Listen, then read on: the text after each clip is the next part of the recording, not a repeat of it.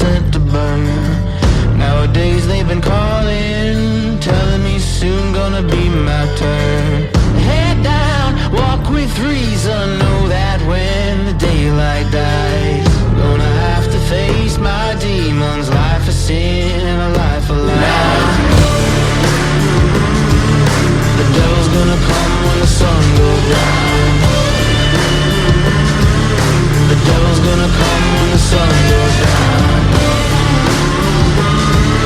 The devil's gonna come when the sun goes down. The devil's gonna come when the sun goes down.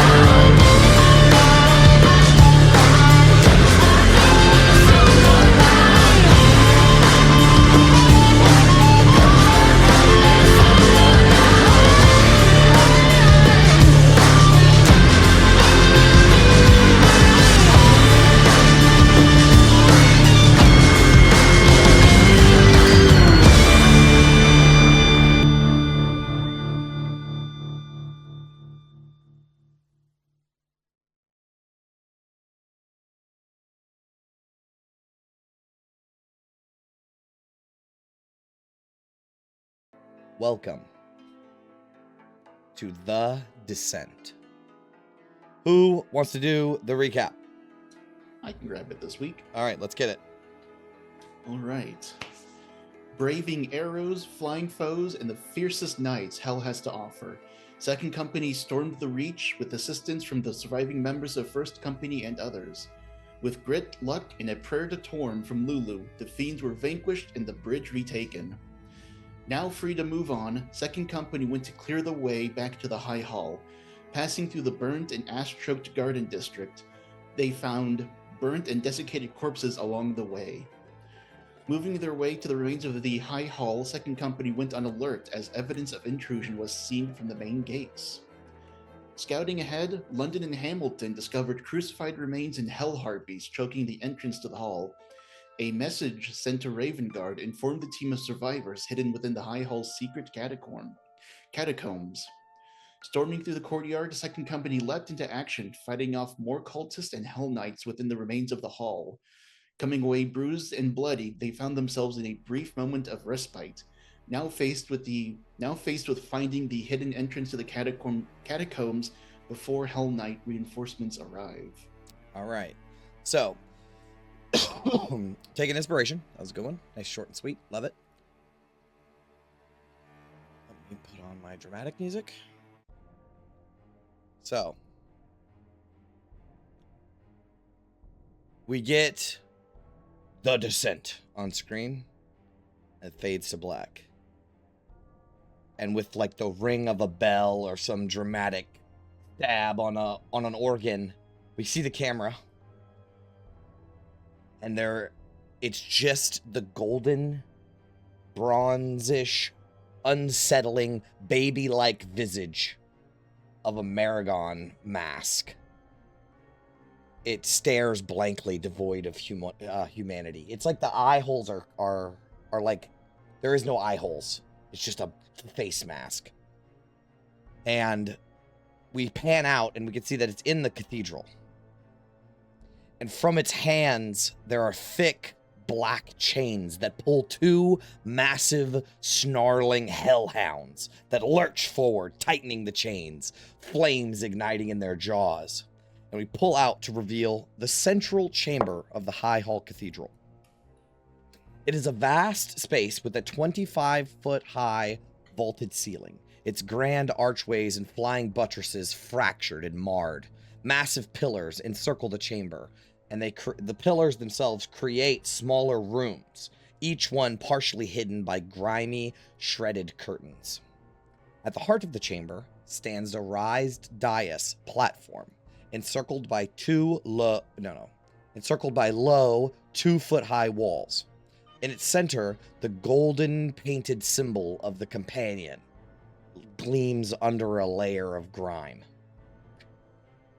We're seeing the companion, and then we pull up, and a curtain nearby is drawn back, and 5 Zariel cultists emerge with their eerie white masks, and they have tattered, blood-stained robes. And as they exit from the curtain, a figure steps through the archway that they leave open. A Hell Knight. This is one of the regular ones, not the champion. Flames wreathe its horned skull as the point of its spear drags briefly against the floor and sparks.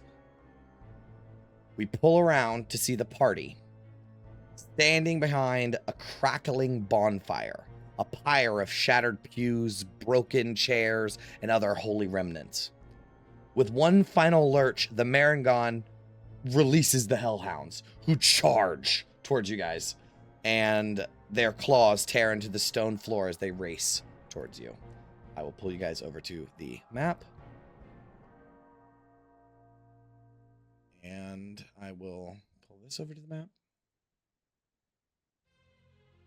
How long, right quick, did we have between the end of the last encounter? No time. Yeah, it's... Like, it was instant? For the most... What, did you want to, like, heal or something? I wanted to try to get my false life hit points. Yeah, no problem.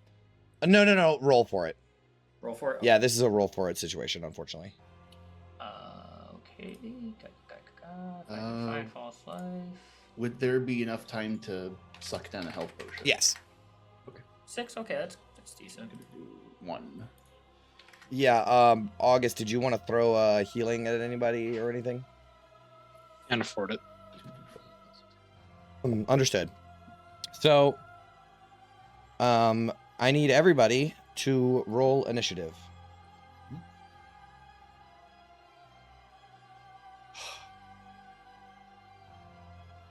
Oh! Yeah. Wasting a natural 20 on initiative.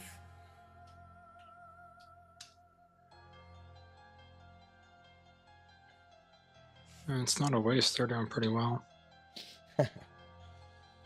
And then I got to roll for London. It's just going to be one of those situations where we have to burn a round to move to melee, though. It's going to suck.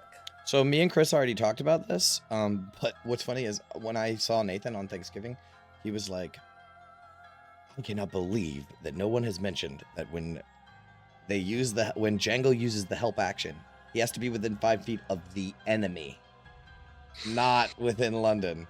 So we've been running Django as like helping London from London's shoulder. That is not how the rules work. Oh. Yeah. I thought that was like a Beastmaster Ranger Nope. or Drake Warden. Nope. I just did not know any better. Or didn't question it really, so. Where's a good spot to put this? Right here. Alright. So, let me show you guys a handout of the Hellhounds.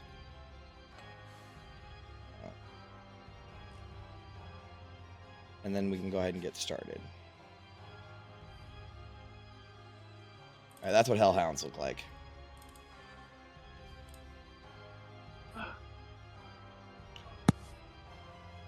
And we can get into combat once I hit the...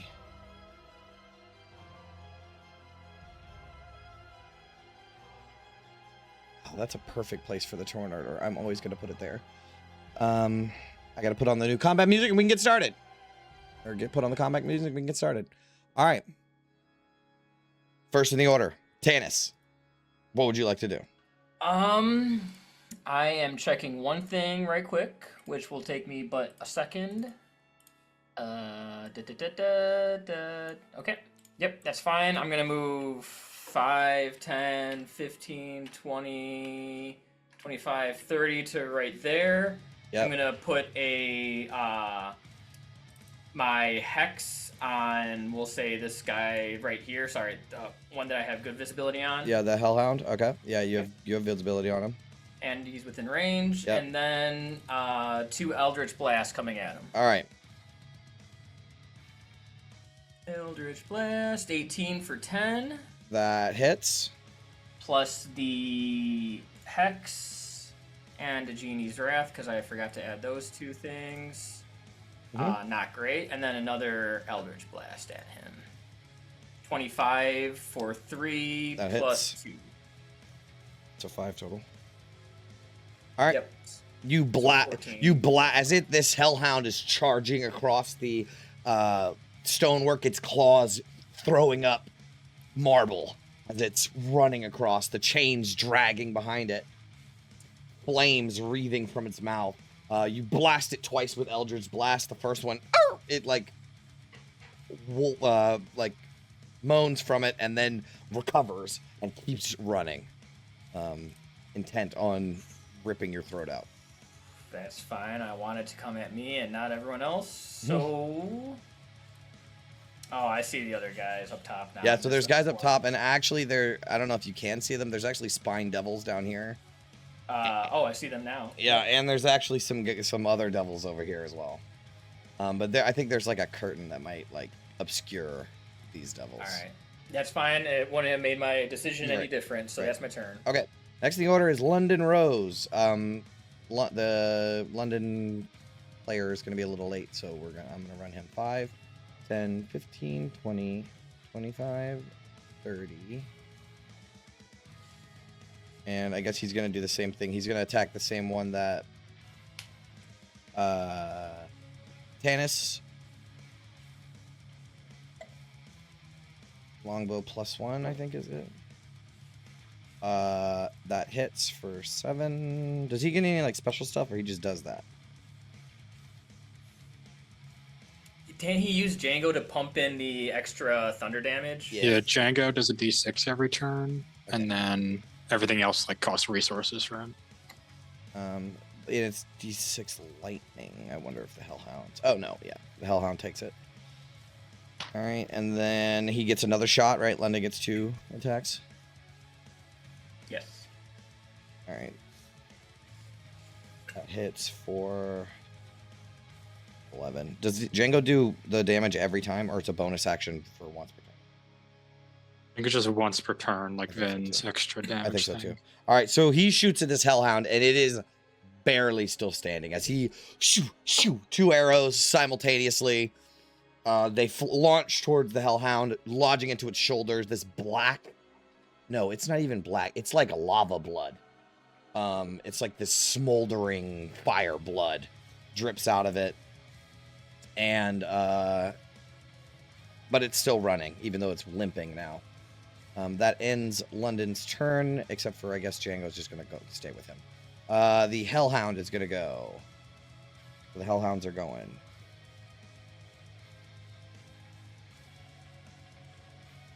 That's 30.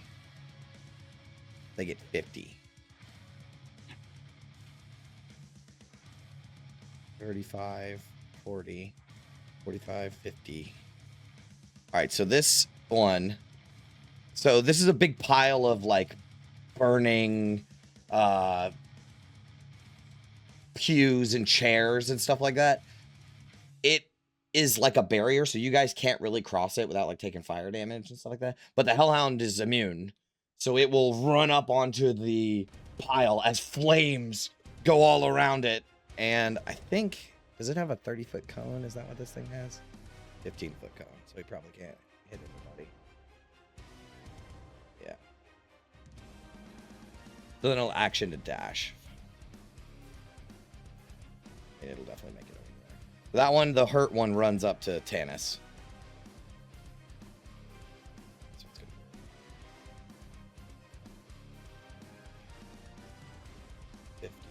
5, 10, 30, 50. This one starts running towards Vin. As the Hellhounds just charge. They're fast. They're very fast. They cleared 100 feet in a round, which is pretty good. That ends the Hellhound's turn. Next in the order is this Barb Devil. You guys don't actually see it or what it's doing. Marangon goes.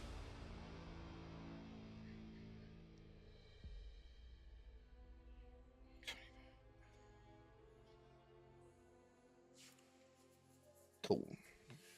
He is going to try to arc his shot over the burning pyre and hit Tanis. The crossbow. 9 to hit. 9 misses. All right, next. Does it get 2 or just gets 1? 2. So he does it again. Do it again. That will hit. Okay. You take 7 piercing damage from the attack. All right. burns through my golden temporary hit points. Got. Next in the order is the cultists.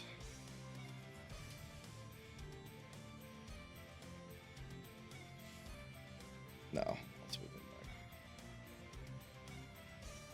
back.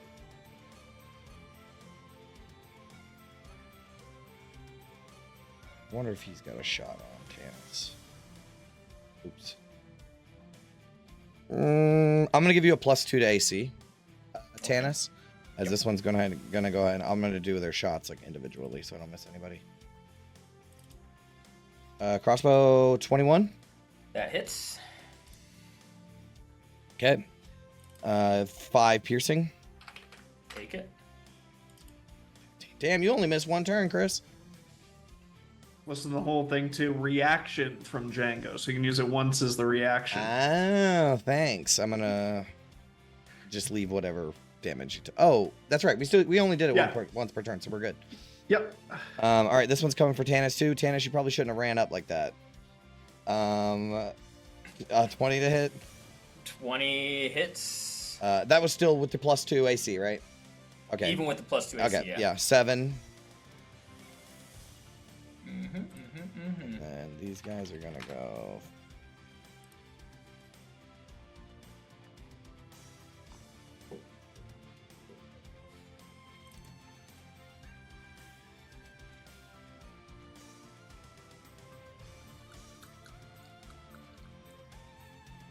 All right, so these 3 guys are actually gonna duck behind the wall.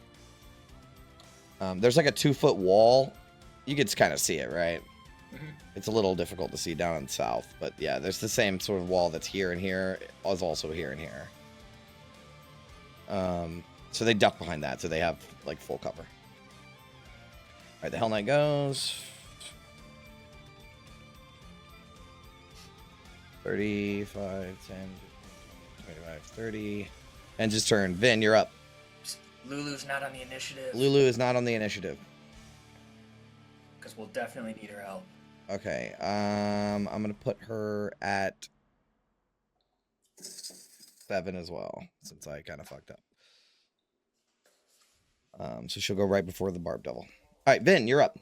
All right, yeah. Vin will start blasting. I mean, this Hellhound is charging straight towards her. Mm-hmm. All right, 26 to hit for the first lightning launch, That hits. and the second 12 misses. All right, so 16 lightning. Yep, it takes it. Yeah, and then Vin will just kind of sidestep a little closer to Lulu to get in that aura. Aura, yeah. All right, Lulu.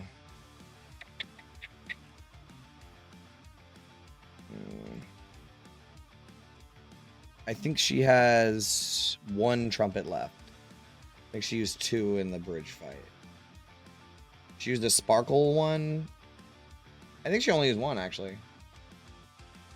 Definitely used 1 on the bridge. I feel like she used another one on the initial fight somewhere. I feel like I she think used against 2. the cultists, once for the golden shower and once for the like when she was getting tackled by the. No, she didn't use an attack during the against the cultists. Oh, yes, she did. Yeah. Yeah, she 'cause did. got A blast. grappled and then- Yeah, I remember. Okay, so then she has 1 trumpet left. Oof, I don't know if she wants to use it right now. She will.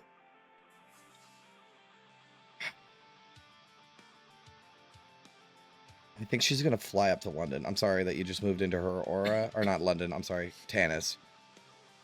Just to keep him from getting beat on. So she's gonna zoom over to where Tannis is. Yeah. I need some con checks for my hex. Oh, yeah. Sorry, I forgot about that. So that was I took 2. 2 shots. Yeah. Oh. If it drops. Yeah. All right. You drop. It's uber weak. So she flies up next to you, and you know what? Does she have an attack bonus? She's gonna try to tusk the Hellhound. She's gonna fly up and say, "Leave my friend alone!" And she bashes her head into it. Oh, she misses. She misses, but she will be within 5 feet, I guess. as she flies up to help Tanis. Bearded Devil goes. Spine Devil. They have, what, 40 feet? Chris, you're squared away, right? You can run your own character. I got you, buddy. Thank you, sir. No problem. I just wanted to close it out. Yep. At 40 feet.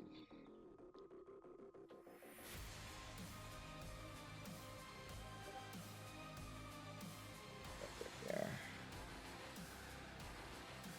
Alright. Actually, I think they're gonna. Just sat down. You already have the memes rolling.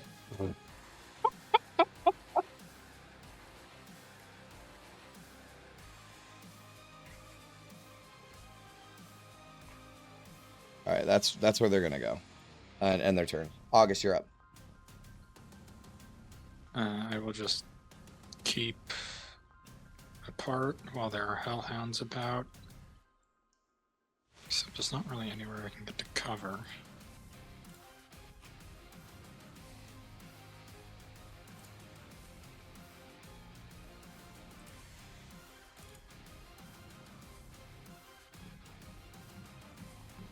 I'll go here, and then chill touch this hound over here. Yeah.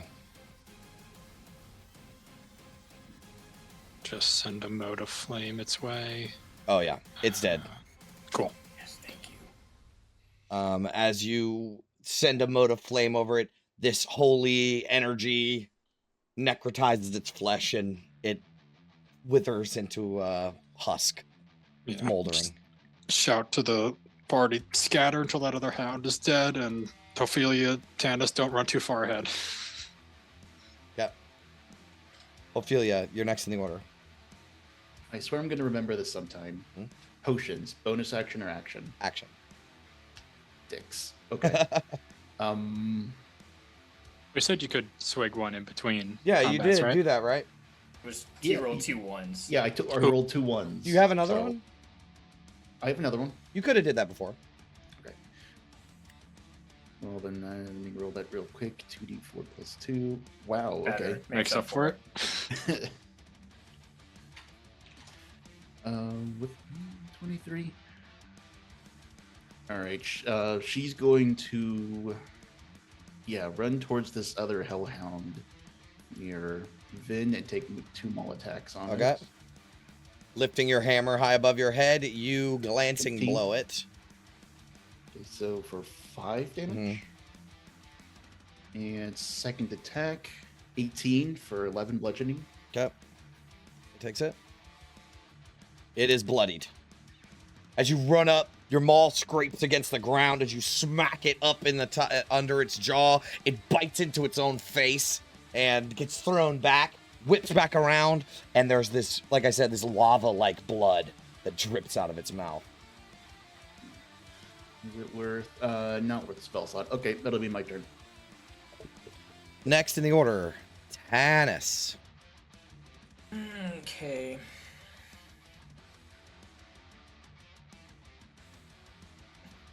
I'm going to try to finish this guy off before I do anything. 5, 10, 15, 20, 25, 30. Get into a flanking position. Yeah. And with advantage. And don't forget to put my Genie's Wrath on the Kopesh. The Kopesh swings 25 down for- and cuts it. It didn't put that 3 damage on, I don't think, right? It did not. So another 3 points of thunder damage. All right, it's still up, but barely. One more attack right. like that would definitely kill it. Yeah, well, let's hope that I can get it. You do. 26 You do. for 5. You do. Okay. Just split this thing down the middle. Yes. It's a Lava-like normal blood 5. spreads around the... It's a normal 5. The lava-like blood drips down around you, singeing Alright. your shoe. All right. That'll be my turn. All right, next in the order, London. Alrighty. Good work, fellas. I guess we got some guys coming in from this side here. Mm-hmm. Can we pass through this firewall, or is it too full? That is of the only people? square that you can go through. Okay, let's patrol this square a little bit. No instructions for Django. He'll just take the dodge action. Okay. And let's put 2 shots into this front guy here. Yep. 2 normal shots. Sharpshooter 23. That hits. 20 piercing damage. Okay, you bloody it in an instant. Okay. Django's gonna curl up and spew a little lightning on that too for his reaction for a whopping. You kill it 1 point. Yes, Django. Yes, buddy. with 1 shot. You fire it in the air. It strikes into the spine devil, and as it's going to like rip out the from the wound, Django shoots this like zap of lightning that strikes into it, and it gets fried in the air and falls. Amazing. We're gonna tremendous song. We're gonna move down 1 square, get line of sight on this guy here, and just rinse and repeat that. Come on, baby. No. Flies overhead. Okay. And I'll command Django to move up a little bit. Let's who goes what? Yeah. He'll go there, I'll stay there, and I will end my turn. All right, Barb Devil goes. He's doing something. Marengon goes.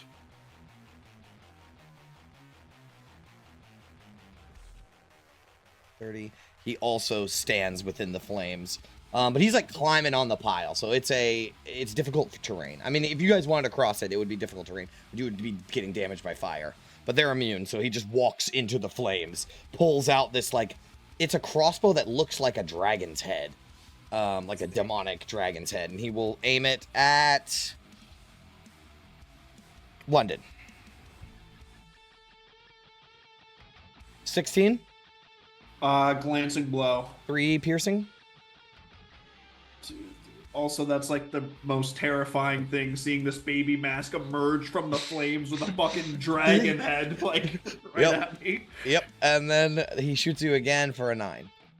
No, now that I got him, I can duck out of the way. Okay. Now the cultists go. I think they're gonna move from cover to cover. So 5, 10, 15, 20, 25, 30. Move over here. 5, 10, 20, 30. He'll move up to there. He'll move up to there. All right. Who do we got? All right, we got Lulu. So the cultist is going to shoot Lulu. An 18. She is resistant.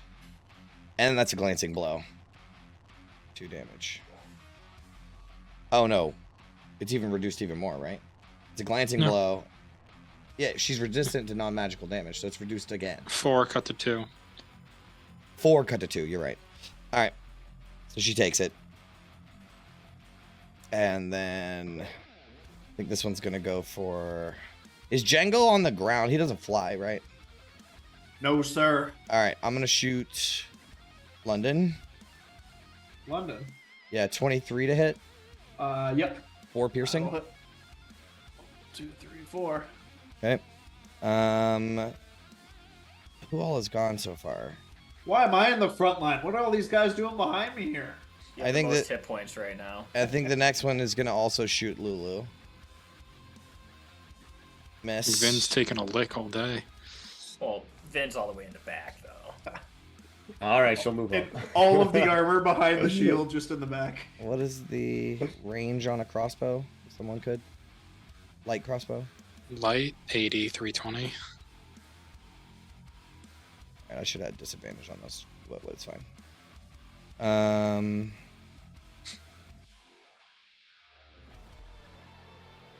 The other two, the other ones are gonna just keep ducking behind cover. That's the cultist. Next in the order, the Hell Knight. He's going to advance.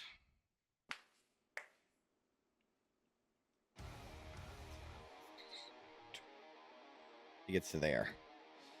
As he, like, anime runs with his spear dragging across the ground with a trail of sparks flying behind him. The flames on his head shooting back behind him. He advances. That will end his turn, however. And next in the order is Vin.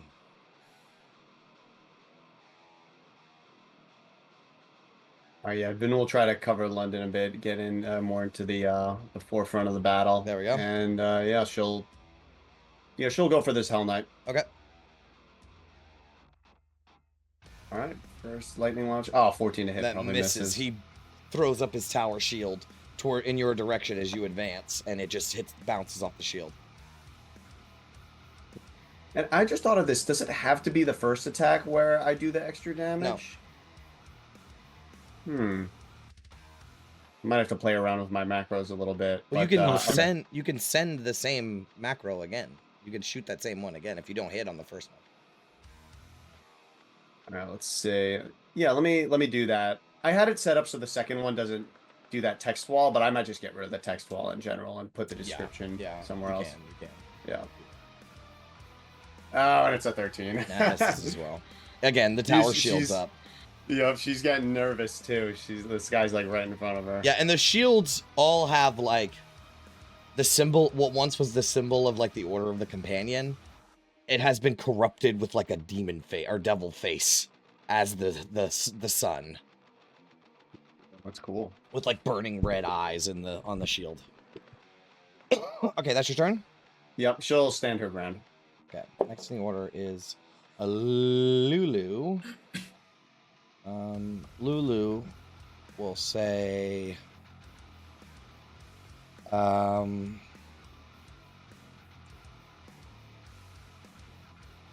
as she sees the Hell Knight approaching, she will say, "Good always triumphs over evil," and she's gonna fly up to in front of.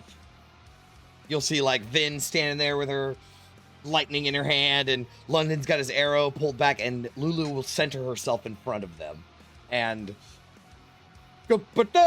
let out this enormous blast out of her trunk as she is going to blast the shit out of this guy. Let's do a...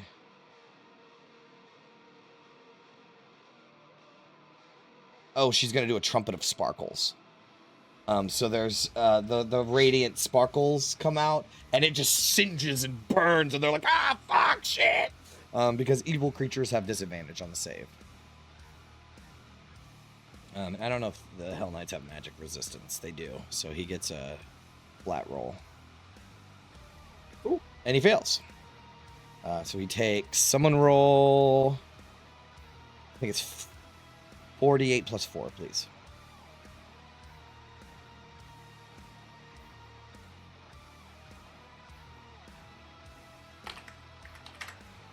$26. All right, we'll go with the first guy.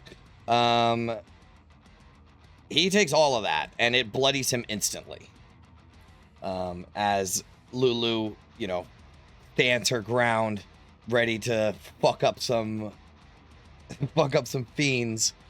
By the light of all that is good, you will fall today. And that is Lulu's turn. Barb Devils are doing stuff. Spine Devils go. He'll hover above the fire and I shoot Vin. Then 2 spikes come your way. 15 to hit. That misses. 9. Yeah, both miss. It's hovering, let's say, 15, 20 feet off the ground. 15 feet. Okay, so let me actually give you a better description of this map, right? So you see how there's tattered curtains that separates this area that you guys are in from the next area? Mm-hmm. So the area that you guys are in has a 15-foot ceiling. Because there's another level above it. But it leads to a choir level where there's an organ and where the choir sits. The next room over, so past those curtains, is a 25-foot ceiling that domes overhead. So it's the map obviously can't show that, but that's does that make sense to everybody? Mm-hmm. Okay. So the Spine Devil couldn't be too high to hit you. Next in the order is August.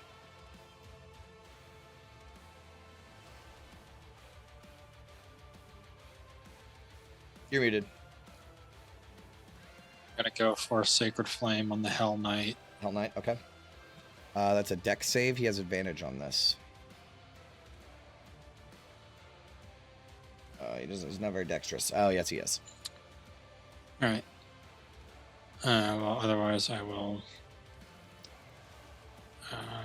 move up, but kind of stay away from archers, hopefully. You send blue flames that rise up around him, and he'll say something menacing like, I live by the flame. So it doesn't affect him. That's your turn? Yep. Ophelia. Okay.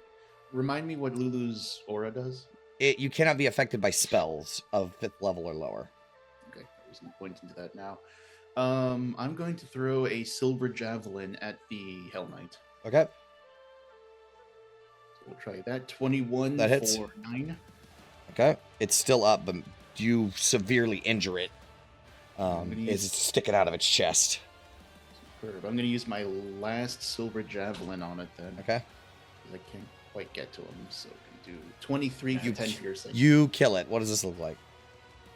So I imagine as it turns over to August to say like, I live by the whatever. Right. And get a javelin straight in to the neck. Yeah.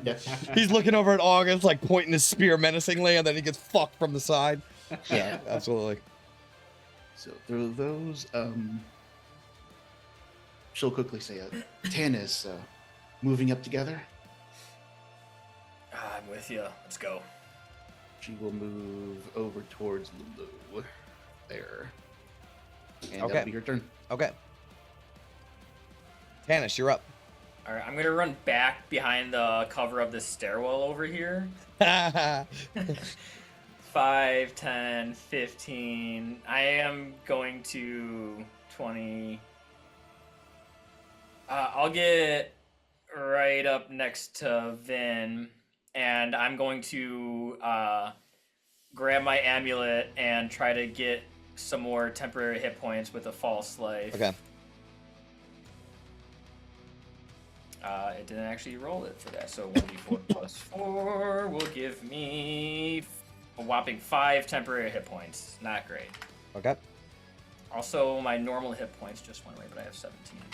Okay. All right, you good? Yeah, that is my turn. All right, London, you're up. Is the square here in fire? No. Okay. I mean, It's bonus action. Very close, but no. I'm gonna bonus action command Django to get in the front line there. Then. Okay. So this spine devil is 15 feet in the air. Yeah, out of range. Yeah. Sorry. I think he's still gonna do that, seeing how hurting our frontliners are. London the Brave.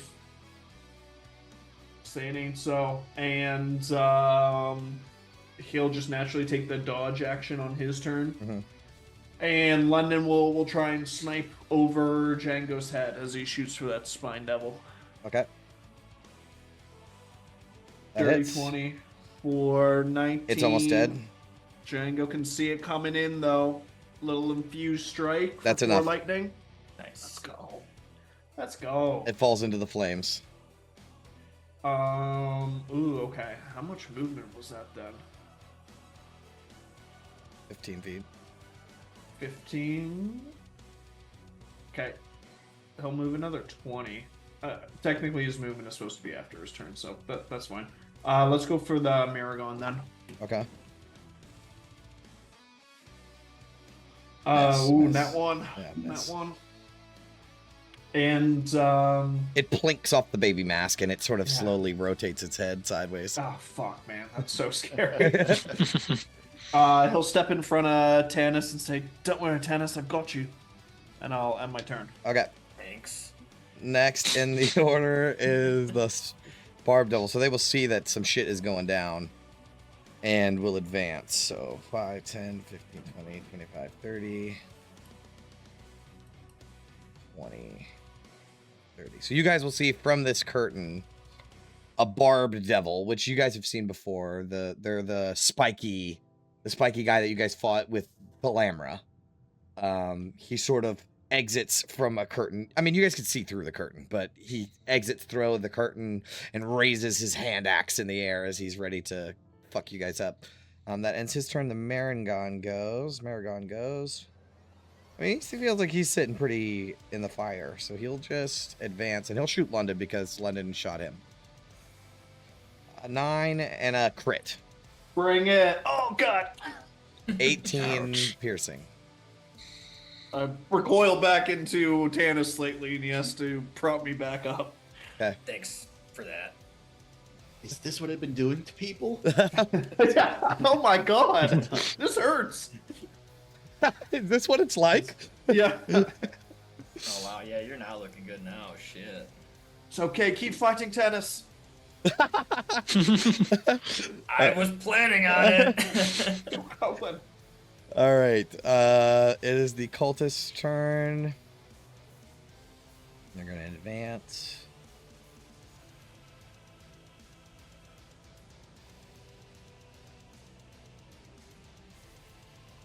I'll just jump over the wall.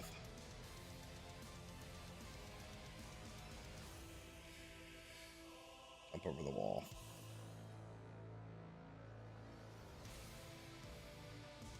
All right, they all can make shots. So we'll start from the south, I reckon, and we'll go. Nope. All right, London. Let's do it.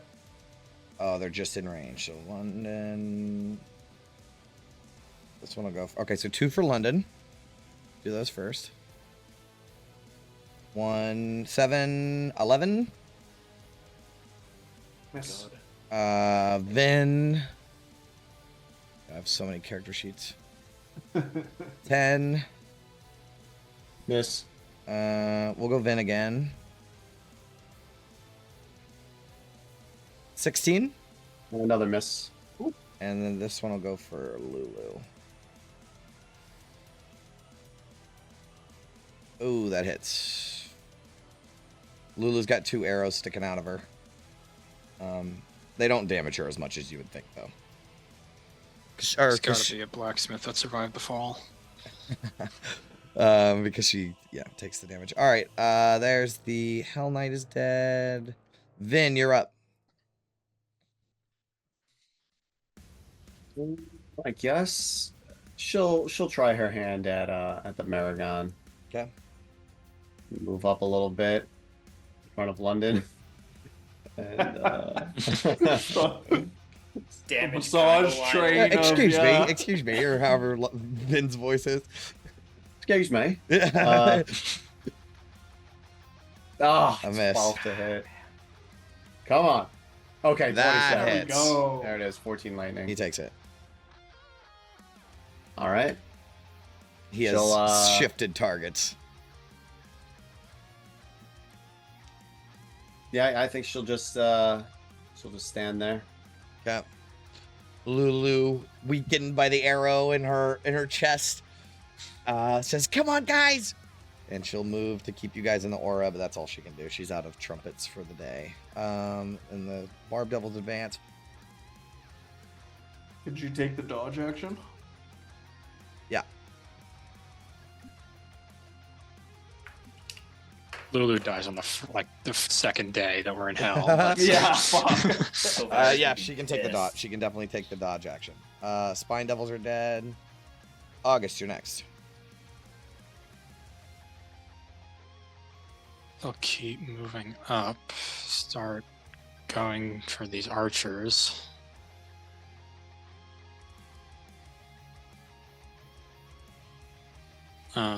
I will send a chill touch just at this one. Okay.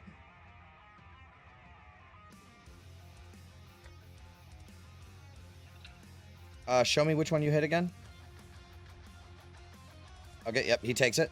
And he's dead. Nice. All right. Yeah, you kill him. So yeah, just burst of flame and he falls over. And Yep. then I'll take cover from the archers again. Okay. That's my turn. Ophelia. All right.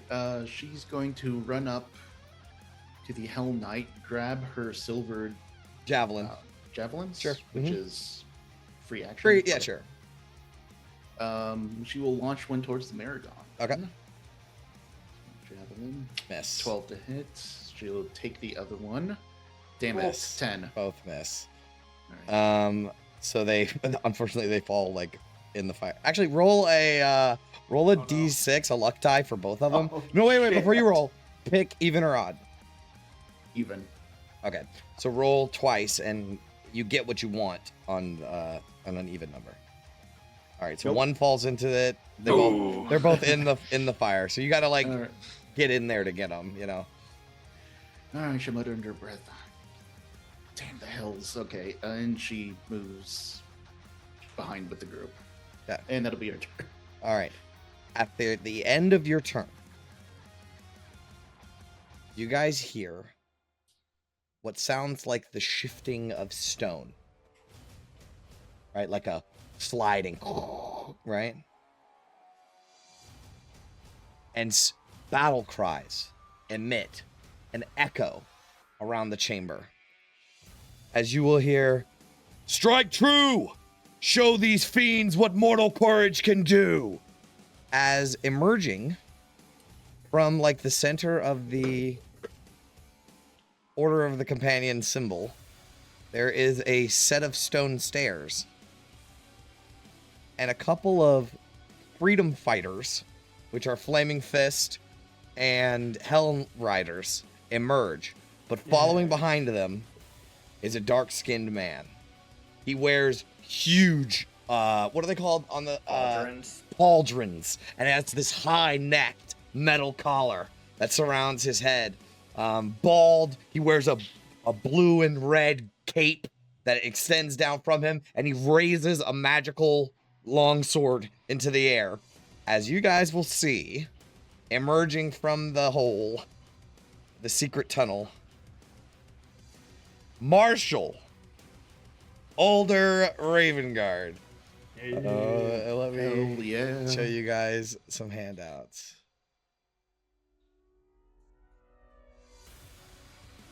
God, this Maragon is going to wipe us out. So that is Marshal, or the once Grand Duke, Ulder Ravengard, rushes into the fray. So I'll roll initiative for all them boys. Oh, it's to the GM. Cue Spider-Man 1. They say a hero could save us. Starts Great playing. soundtrack to that movie. So good. The movie's so good. I gotta turn off his to the GM mode. All right. As some Hell Riders and Ulder Ravengard and some Flaming Fist rush into the fray. Tanis, you're up. Well, I guess with the odds shifted, I feel a little more comfortable about rushing, but 5, 10, 15, 20, 25. If I were to get in that square, am I so close to the flames I'll get burned? I feel like he's on the edge so that you can hit him. Okay, well, that's exactly what I'm doing. 5, 10, 15, 20, 25, 30. As I'm burning my eyebrows off, I'm going to wipe out at this guy with my Kopesh. Yep. That's not going to hit. Nope. Neither of those is going to hit. My eyes are like... Those flames are It was too hot. It was too hot. All your jewelry's getting really hot. Oh, that hurts. The gold earring is melting in my ear. All right. That was, I believe, all my movement, right? I was right behind Lulu, so... you were behind London. 5, 10, 15, 20, 25. Yep, that's all my movement. That's my 2 actions to eat shit, and that's my turn. All right. Next in order, London. Yeah. You know what? I've done my due diligence and taken a couple arrows to the knee for the party. So it is Zephyr Strike time, boys. Bonus action Zephyr Strike. Wings come up. He'll take a shot at the Marigolds at advantage. Okay. Come on. 18. That hits. 23. It hurts him very, very, very bad. Django's not in range, I don't think, for Infused Strike. No, he is within 30 feet. So he'll take an extra 6. He's still standing. Lightning. Oh, that would have been sick. if It's Jang got very the hat hurt, trick. though. It's very hurt. Damn it, that would have been sick. All right. Last shot here. Save Come me, on. London. Let's just go no sharpshooter. Okay. Lean to the left. 15. That misses. Damn. Sorry, boss. And I got a whole heck of a lot of movement to just outside of this wall. Looks nice. Yeah. I'll start to creep around this way. Okay. And 60 is there. Okay. And Django on his turn will... Sorry, I'm just going to move my character so I can see Django's token. Is this spot here out of the flames as well? Yeah. Okay. He's going to leap up beside you, Tannis, to try and give you some semblance of support there. Okay. And I will end my turn. All right. The Hell Riders go. They're going to move here and here. And they're going to start fighting the cultists. For these guys, the cultists are... miss. You miss? No, both hit. For these guys, these cultists are minions, so that one's dead and this one's dead. They kill the Hell Riders, run up. One has a spear, one has a long sword, and they just kill the cultists. It is now Ulder Ravengard's turn. He will say, "You want this city? Then bleed for it." And he is going to advance 5, 10, 15, 20 to there. And he's just going to solo the Barb Devil. He makes 3 attacks, 1 with his longsword, 2 with his longsword, and then 1 with his shield. Okay, let's see what hits. All right, so the first 2 attacks hit for 20 damage. And then the third attack misses as he reaches out with his shield to shield bashes him. But the devil grabs onto the shield and throws it to the side and gets in Ulder Ravengard's face. But Ravengard is not disturbed by the devil in his face. This guy's... He likes it. Yeah, Ulder Ravengard is awesome. I just noticed in the picture of him, he's left-handed. Is he? Yeah, the sword position. I don't know if that's a deliberate detail or if it's like a mirror image. Sure. Yeah, he's a southpaw. Yeah, one thing you gotta know about this guy, left-handed. Southpaw. All right, so Flaming Fists go. I think they're gonna support these. They're gonna go support Ulder. This, and then this one's gonna go help with the cultists, so he can make it there. All right, so we're gonna do the one on the cultists first. Their Flaming Fist. 1, 2.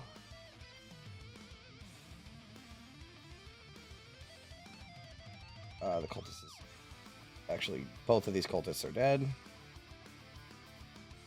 As your fellow Flaming Fist goes and kills the cultists.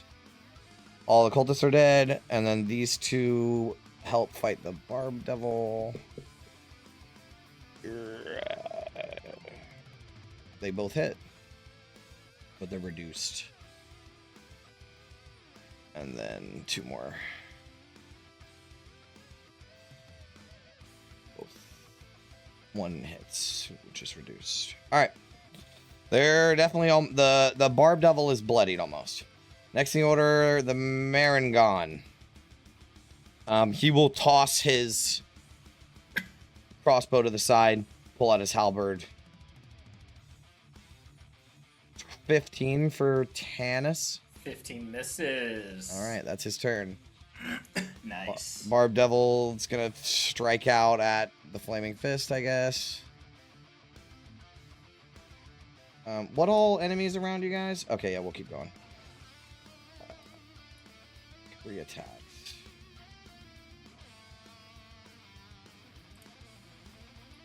Oof. Okay.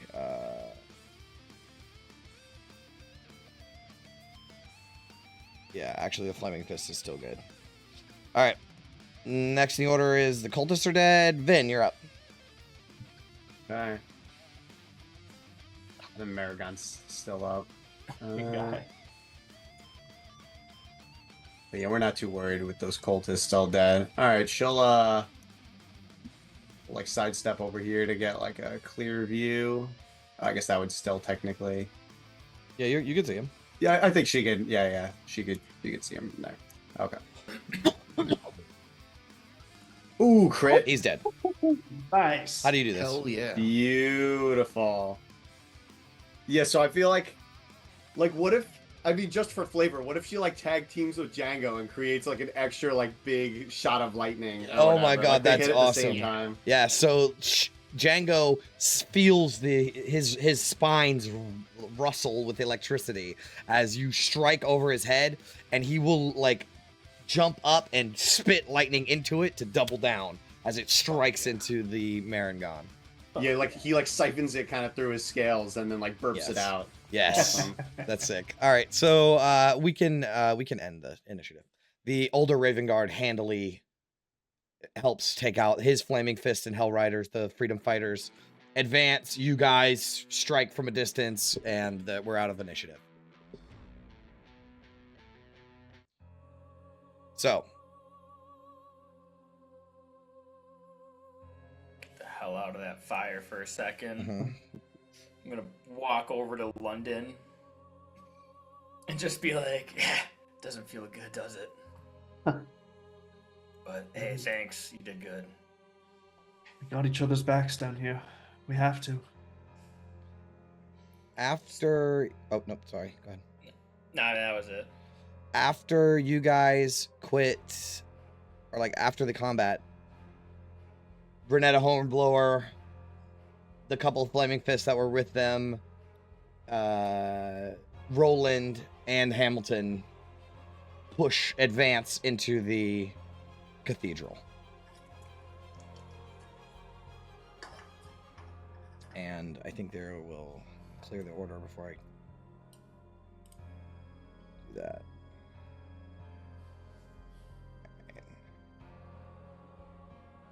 Roland will advance and like meet with August. By the gods, what a mess. Good work clearing it out. How's Hamilton looking? He's he's bloody, but he's fine.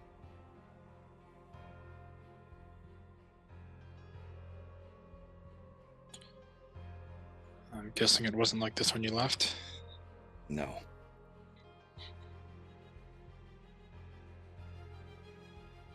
As you guys are having this conversation, Ulder motherfucking Ravengard approaches with his freedom fighters behind him.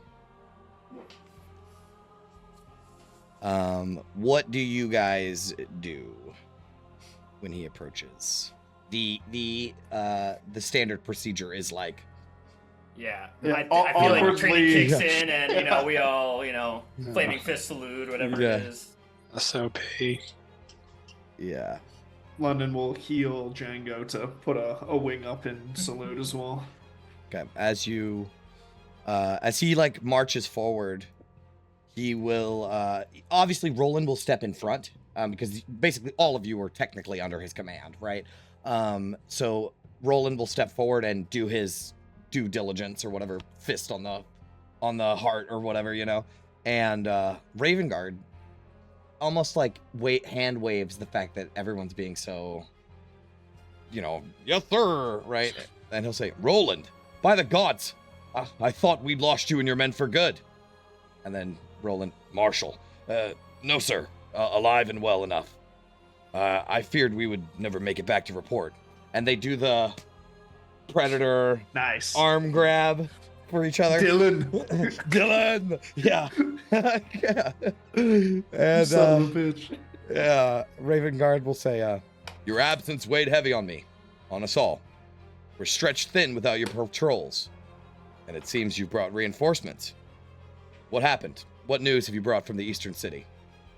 And Roland will give his report of like, the bridge fell, and then we were trapped for a couple days. And then he'll say, But then these soldiers, and he'll motion to second company. These soldiers arrived. Marshal Ravengard, I would like to introduce Gauntlet August Elderfire and his company. Second company under my command, sir. This Gauntlet is the one who contacted you with the sending spell. It was nothing short of a miracle, Marshal. If it weren't for these soldiers, we'd still be pinned down, or worse. These are Phlegm and Fist to be proud of, sir. And Ravengard will extend out a hand for you to shake, a gauntlet in hand for you to shake. August. I'll shake it. You're Roland's men, then. What are your names, soldiers? Gauntlet August Elderfire. This first rank, Tanis Ildelia. Fifth second rank Ophelia. This bottom rank London Rose. Same as him. This bottom rank Boondiggles at your service. And Lulu will salute, and she'll say, I'm Lulu. I mean, Fifth Lulu, sir. Advisor. Advisor. Ravengard will say, it's an honor to be in company of such valorous soldiers. It's good to see that even hell, courage and duty still mean something. Unfortunately, you'll have to wait for the Medal of Honor ceremony. And he, gives you a smirk. No, I don't think we're expecting any of those anytime soon. The smirk sort of fades. Let us go down in the crypts. We can discuss things further there. And he will order, some of his men, go get reinforcements. We're going to try to retake the hall. We're going to do this and that. But it seems like he wants to keep the crypt as, the secure place, which it wasn't originally. So you guys descend into the crypt or the catacombs. So if there's a moment where Ravengard's distracted, and if I can get the party alone, of course, do we tell him about our deal with the porter? He's gonna ask what for our story. Honesty is a virtue. I feel like Blaze Portier is still loyal to Ulder Ravengard. I feel he would be an ally to hers. I was thinking of doing it. I just didn't want to pull the rug out from under you all. No, I think that'd be a wise move. Okay. I mean, we need to inform him of the political situation in the city. There's no other way around it. If we ever get out of here, it's from the fire into the frying pan. So, go ahead. I was gonna say also, how do we tackle this Creed Resolute? Are we gonna just tell the Acolyte or whoever has it that we need to destroy it, now? Yesterday? I think so. We just impress upon them the urgency and gravity of the situation. Right. We don't go down there with malicious intent. But we all need to make sure we're on the same page, that that book is far more valuable than that Acolyte. We have to destroy it. Let's just do it with their blessing, hopefully. Let's hope it doesn't come to that.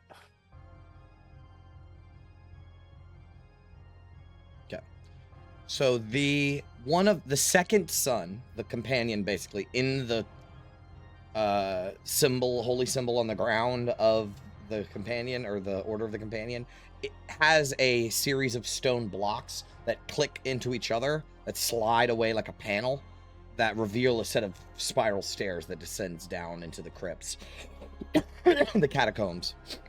So you guys start circling your way down, and I will pull you over to map, this one. I'm just gonna move you guys' tokens a little bit. So when you descend down, the air in this chamber is cool, a stark contrast to the oppressive heat above. A dimly torchlit chamber stretches before you, its walls lined with carved alcoves. Flanking the left and right side of the hall stand grim-faced soldiers, flaming fists and hell riders, armored and armed, their weapons at the ready. Ravengard leads the way down and says, you know, these guys are good. And there is some celebration when some of the other flaming fists that were with Roland meet up with some of the other flaming fists that are here and are like, oh, brother, you're okay, you know, stuff like that. And Ravengard will say, Roland, second company, come with me. And he will lead you to the south, I think. No, he'll lead you to the north. Why don't you guys just go north? Like all the way up Just to the top? yeah, here? just walk through so you can explore the dungeon. And then take a right when you get, like, go to the east when you get up there. And then go back down to the south and around. Here we go.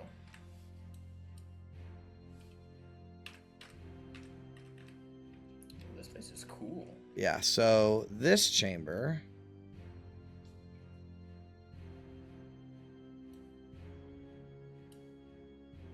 Okay, so just as in general, the catacombs, as you guys walk through, the catacombs beneath the High Hall are a series of stone chambers and corridors lined with niches housing ancient skulls, urns, and stone sarcophagi. The walls are marked with holy symbols of good aligned gods, like the Triad. I know Kalimvor's not, or Lathander aren't exactly good aligned, but Kalimvor and Lathander. Torches in iron sconces provide dim, flickering light to the arched hallways. This room that you guys find yourselves in is a vast, solemn chamber, supported by... Oh, let me change the tunes. We're in sad mode now. You enter a vast, solemn chamber supported by 2 rows of stone pillars running its length. Niches and small alcoves line the wall, holding countless sarcophagi. In the center of the room are 2 large stone fonts filled with still water. This sacred room has become a refuge. Over 100 frightened survivors make this place their home. They huddle in small groups behind sarcophagi and in alcoves, their faces covered in grime and streaked with tears. The room is dimly lit by small campfires, and crates and boxes serves as makeshift seating. Ravengard begins approaching someone who is walking among the survivors. It is a young woman. She is barely past 20. With piercing blue eyes behind massive round spectacles. She has a nervous expression on her face. She wears all white robes with the gold-trimmed symbol of the twin suns that marks her as an acolyte of the companion. It's almost the same outfit that Lysanda Loden wore. And she clutches under her arm a large leather-bound tome that she keeps close to her chest. And in the other hand, she holds a fragile ceremonial mace. Like it's gonna do something, but you have the feeling if it struck anything, it would shatter. This is what she looks like. NPCs. She is the High Overseer. This is what she looks like.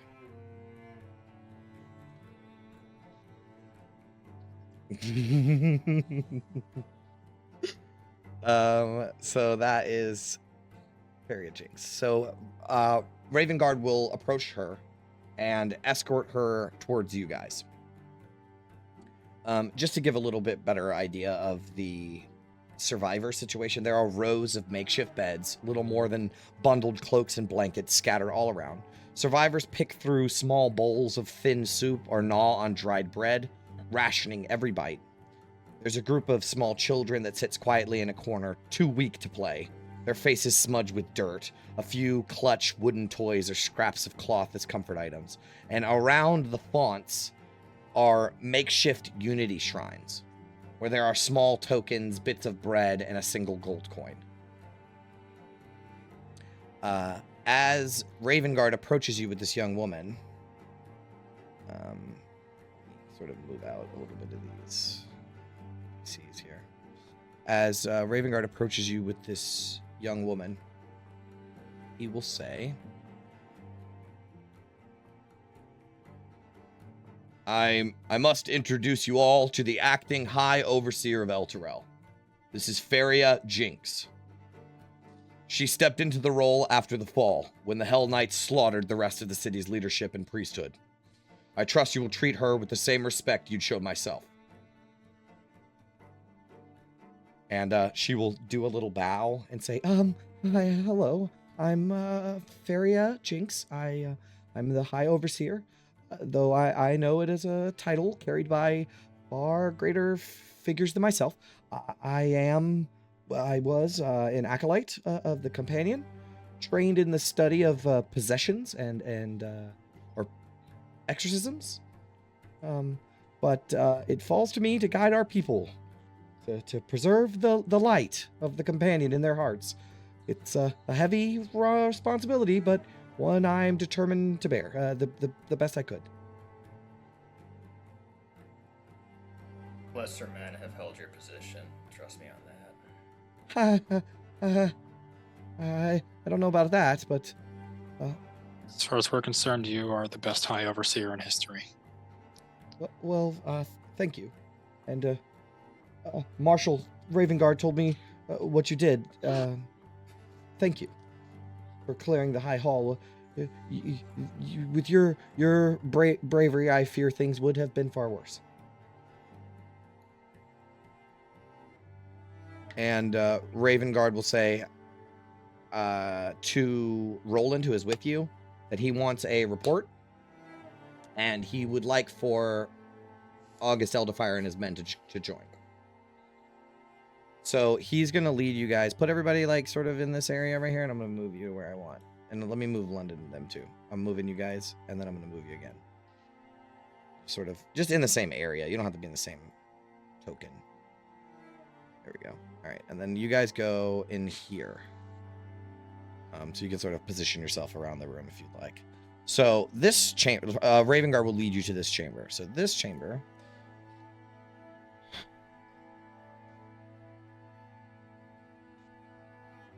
is dominated by a grand oval table of polished red oak, surrounded by 40 worn high-backed chairs. The flickering torchlight illuminates the cracked stone walls where faded tapestries depicting holy symbols of the Companion hang askew. This is sort of like a meeting room. And Ravengard will have a seat, and he will receive he will expect a report from Roland. Roland explains what happened. And then he gets to the part where you guys show up, and he says, oh, they're from Baldur's Gate, and then continues with the rest of his story until we get to now, right? Finishes his report. And Ravengard will explain what happened to the cathedral. So he'll say, 2 days ago, the Hell Knights besieged the cathedral. We held as long as we could, but their numbers were too great. I had to make a choice, stand and lose everyone, or find another way. We discovered this ancient passage into the crypts, and it was a gods be damned miracle. We ferried every survivor we could through, while my men held the line. They held it as long as they could, and many gave their lives to buy these people the time that they needed. Once inside, we sealed it behind us. Now, thanks to you, the way above is clear. We have much to do, but with soldiers like all of you at my side, I trust that we have a chance. And he will turn to August and say, now, Roland said that you have come from Baldur's Gate. How is that possible? Well, we were in Elturel on the day, but we made it out. And that led us to Baldur's Gate, where we started tracking down the forces behind this, which led us to Thavius Krieg and the Van Thampers as the two names most involved with this. Took some pretty drastic measures of the Van Thampers and Thavius Krieg. Mortlock is the only survivor. Okay. And yeah, I mean, they were through and through Azariel cultists. And so after that, figured it was a good idea to get out of town for a while. Followed the investigation to Candlekeep, where we met with the Diabolist, who opened this box. We discovered the truth of Thavius Krieg's dealings with Zariel, and she was kind enough to send us here to fix it. I imagine that you give a little bit more of a report than just a summary. Yeah. Is there any details that, which is fine, like, it's fine. Is there any details that you omit? Like, do you mention the Creed Resolute in your report? Yeah. Okay. And you mentioned the puzzle box. Do you mention how that could possibly save Elturel? Yes? Okay. Yes. I'm sure if there's any other details that we can flesh out later. But while you're saying all this, Ravengard believes you without a doubt. He believes everything. The Van Thampers, all of it. I mean, he knows Thalamra very closely. You know what I mean? So he doesn't doubt you. Especially the shit about Thavius Krieg. He's like, yep, you know, like, could have seen that coming. But the whole time you're talking, this young acolyte, Feria Jinx, she is not taking it well. Oh, she's in the room? Yes. Ugh. So she's not taking it well. I mean, we need to impress the gravity of the situation Of course. upon her. I feel like that wouldn't have changed anything I Yeah, said. she's not angry. She turns pale. And the whole time she like has a book tight against her chest. And she like fiddles with the pages while you're like nervously as you're like explaining everything. And after your report, Ravengard is like, in fact, I think Ravengard will speak first. He'll say, so it's true. Elturel was betrayed. I should have known, with Krieg always preaching unity, loyalty, faith. Fine words masking a dagger aimed at the city's heart. You've done more than I could have asked of any soldier. Coming into the depths of hell itself. Fighting for Elturel, uncovering the truth, and standing against the forces that would break lesser men and women. And Feria Jinx will say, I believe you. I do. It makes too much sense. But she will take the book and place it on the table, and you will see this is the Creed Resolute. It has like the symbol of the companion on it and everything. I wonder if I have a handout. Maybe not, but let's see.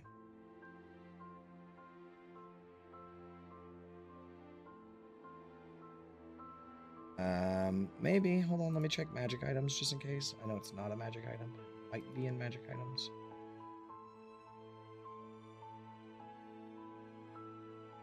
No, I don't have it. It's just an ancient looking book. It has a belt that like ties it together, you know. But you'll set it on the table and say, I can't just give up the Creed Resolute. Not now. If I just hand it over to you to be destroyed, these people, they will panic. Their faith is all that's keeping them together. They've lost their homes, their families, their very city. If I take the creed from them, what do they have left to believe in? That book is responsible for the army of knights attacking the High Hall. Without it, no more Hell Knights rise from the Hell Dive or Hell Riders.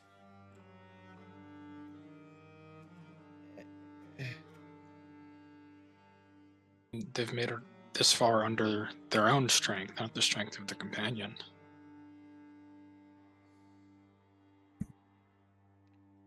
we need to impress these facts onto them somehow without being too, well, abrasive. These people down here, they're clinging to their faith in the companion for hope. And they look to me for answers.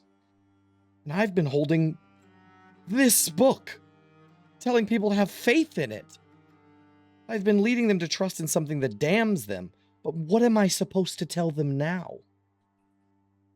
Their faith is a lie? Their prayers, their sacrifices meant nothing?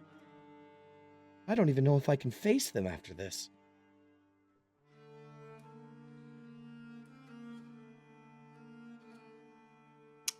If you can convince them to believe in a book, you can convince them to believe in something else. Something real. I didn't convince them to believe in the book. I just uphold it. Fabius Krieg convinced them to believe in a book. And he betrayed us, our protector. I'd like not to be put in the same position. What's Ulder Ravengard's face like while she's He's thinking. saying this? Okay. He's actually somewhere else. Like, he's here, but he is not paying attention. You would think he's actually working out a plan. We've met several refugees and survivors from Elturel, both here and back in the material plane, who were around before the companion, who maintained worship in older gods. Perhaps find those people who were around before the companion and reignite their faith in their old deities. Let them cling to that. There are symbols here. There's Vander back on the east side. I mean, I'm sure Lulu would love to tell everybody how Torm himself came to our aid to get us here. Torm is pretty great. And Tyr and Ilmater. Lathander? Yandala, I mean, she's really great. Taking inspiration. The tallest worshiper of Yandala. I was raised in a halfling household. Yeah, no, it makes. That's why I gave you the inspiration. It was a good call.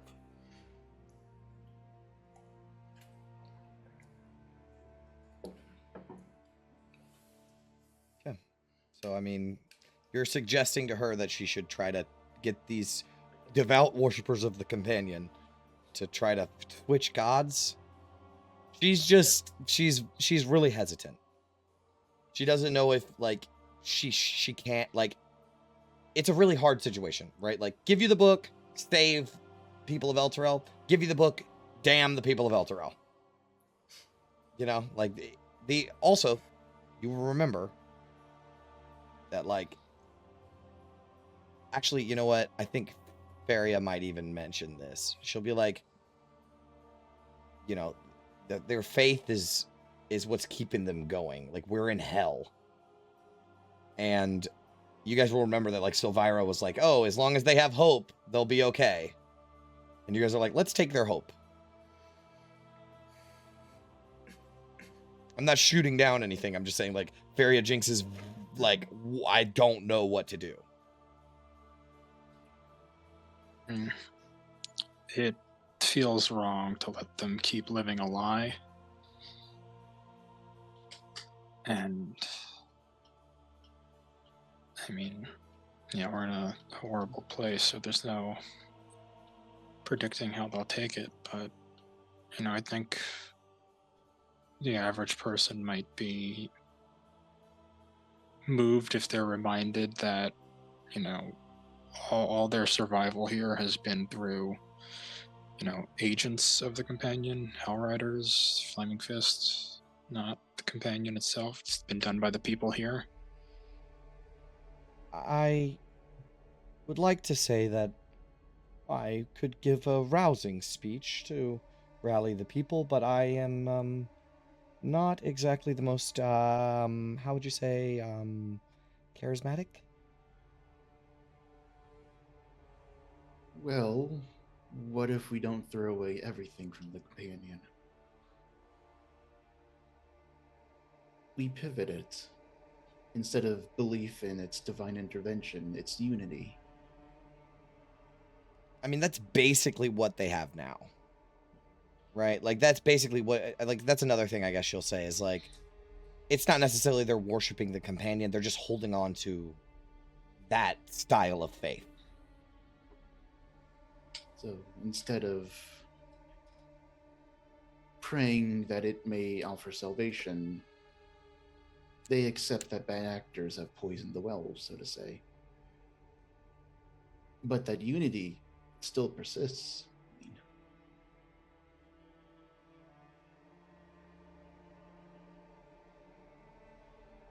So much at stake if we don't destroy that book. Lives won't only be lost, but be turned against us. I need time to think about it.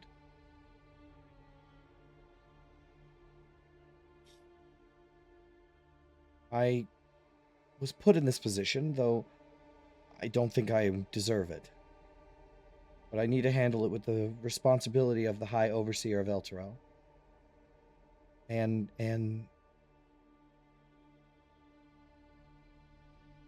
I need to think about the well-being of the people.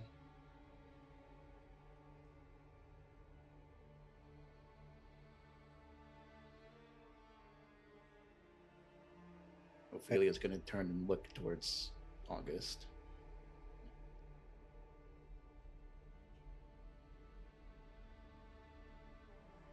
People's well-being and safety is foremost. And if their protectors start becoming their assailants, there's no amount of hope or faith that will save them. She looks down.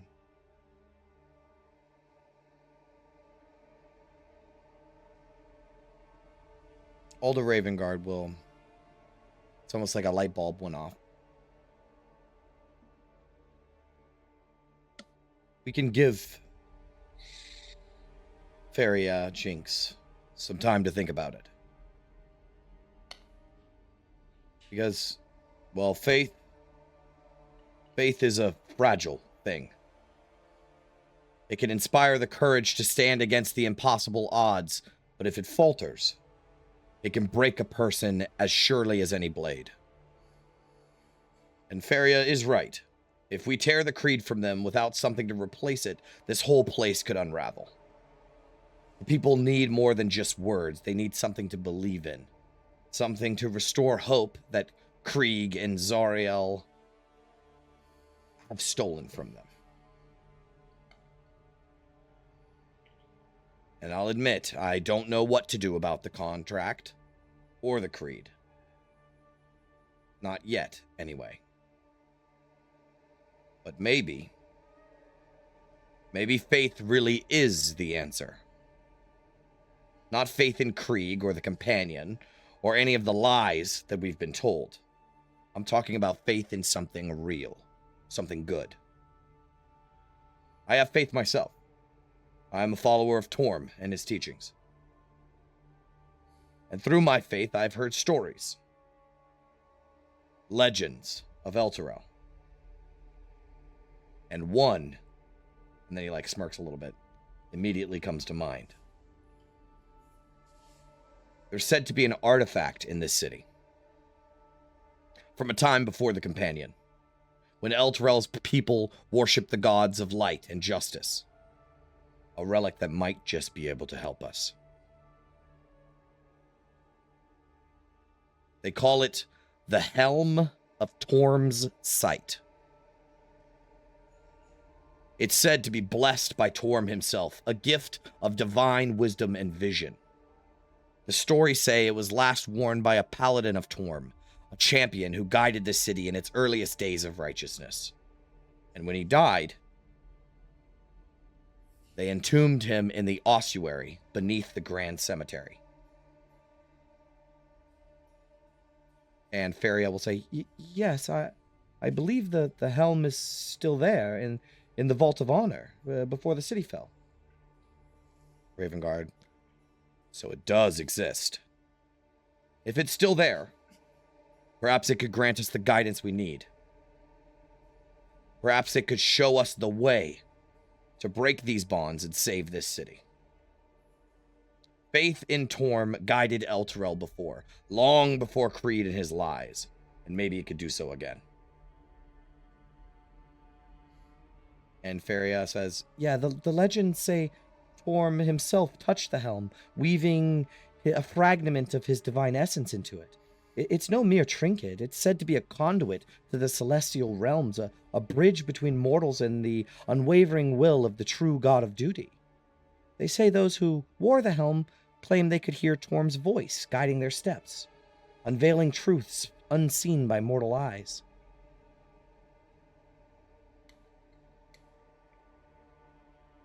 This helm could be the answer. I've long planned to seek out the helm myself, but every time I move to act, another crisis demands my attention here. If I could, I'd lead this mission myself. You know, I'd never ask you to face danger I wouldn't willingly walk into myself, but I'm needed here.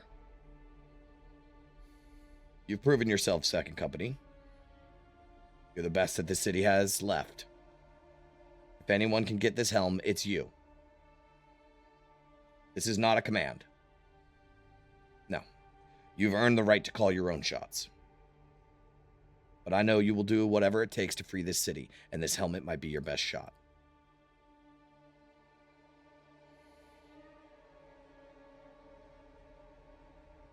The Vault of Honor, that's in the cemetery, you say? In the ossuary under the Grand Cemetery, yes. Feria Jinx can explain that, you know, she's not super familiar with all the lore and stuff. She's an expert in exorcisms. That's her thing. But she will say that, yeah, there's a chapel in the Grand Cemetery, and under the chapel is the ossuary. London would look at Ophelia to, do you know where this place is? Can you get us there? Or? I know where the cemetery is. I'm not familiar with the ossuary, but I can get you there.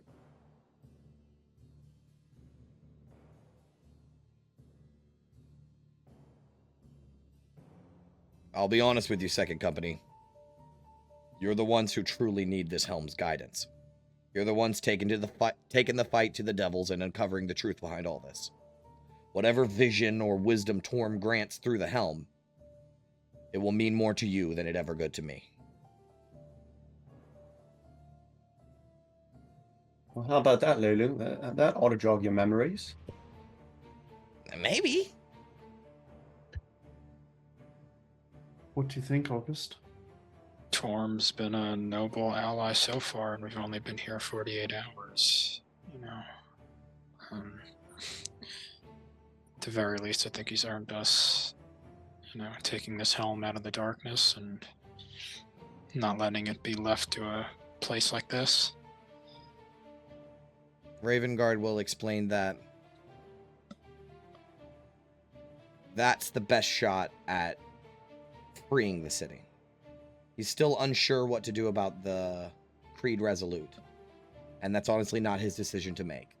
But if you want to get the 2 contracts, Zariel, all the shit, you know what I mean? He's like, listen, I can make a plan for that, and Torm is the answer. But doing this will buy time for Feria to figure out what she wants to do with the Creed Resolute. And maybe start spreading, like, hey, maybe you guys shouldn't worship the Creed Resolute, It's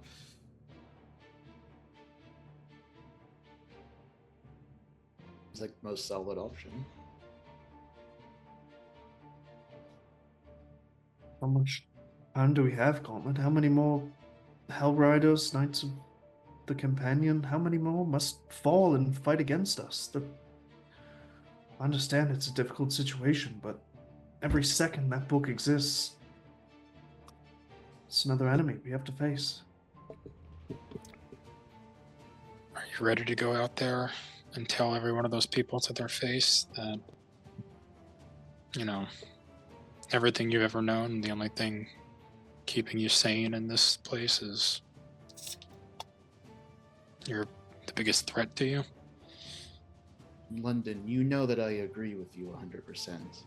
But if we got our hands on that book, we don't know what to do with it. We can't just throw it into a fire to destroy it. It has to be quite powerful. So far, my only idea is, a powerful blast from a celestial. And just, look at Lulu. I'm pretty strong, You guys have seen me fight. I'm pretty good, but I don't know if I'm that good. Well, it's a moot point until we figure out a way to destroy it anyway, so let's recover this helm, see if Torm can lend us any guidance. Ravengard will say, Gauntlet, when the time comes, wear the helm. And whatever Torm's wisdom reveals, it will guide you far better than I.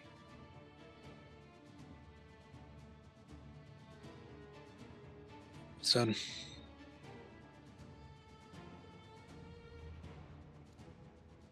There's something else that you need to know if you're headed to the Grand Cemetery.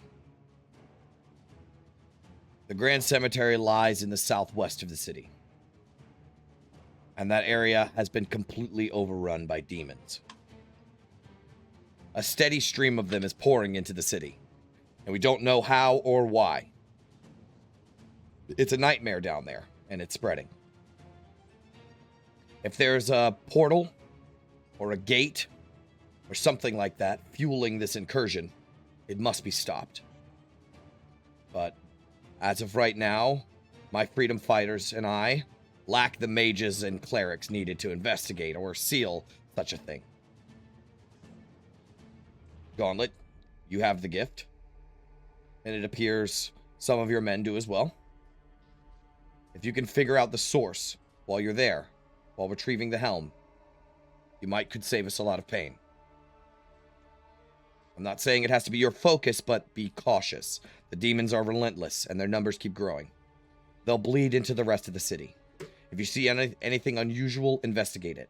Whatever you uncover, it could be the key to turning the tide.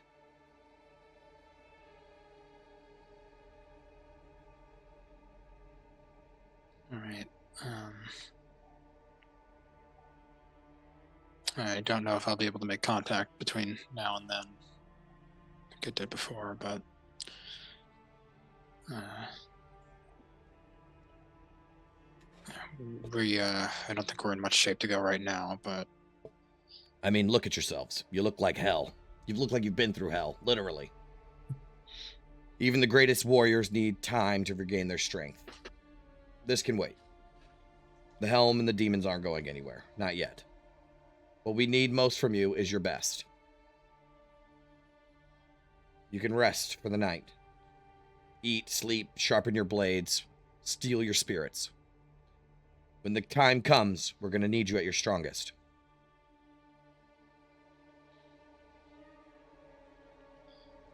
And I know it's kind of a lot of pressure to cram into 25 words, but I'm fairly certain I can make contact in the material plane from here.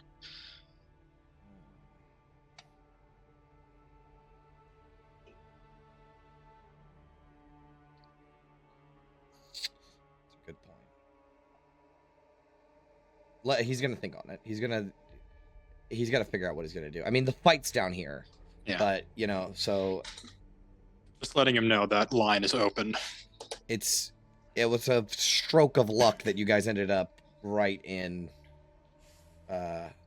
Elturel, because you had someone that's from Elturel. So getting someone else here, it might work, you also had a resonation disc. It would all take some time, but he will prepare something. No, but even just it wouldn't be coming from him, it'd still be coming from me, so. Right. Yeah. But if he could get in contact with some powerful mage or something, he would love to do that. He's just got to figure out how he's going to do that in 25 words or less, basically. And who he's going to contact and whatever. So he's going to keep that in his back pocket. All right. Anything else you guys want to talk to Ulder Ravengard or Feria Jinx about? I mean, maybe otherwise just let them know that we did bring food and water. They could use it. The rations and supplies are extremely low. Yeah. He's got enough for everybody here for a day and a half, maybe. Ration it well, but I mean, those kids out there looked like marionettes with how skinny they are.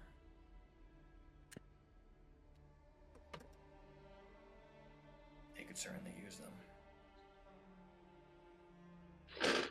I think he'll say something like, you know, as much as we could use it, having all of them survive one more day or having you guys survive to save the city, I think he's going to have to choose the lesser of the evils there and just suggest that maybe you keep it.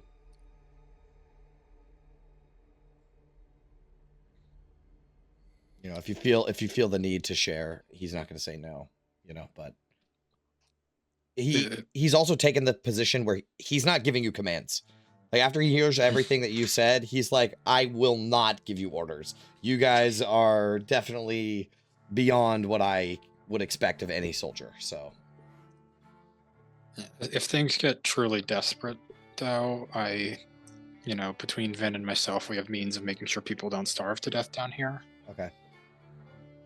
Yep. He says he's working on something else right now.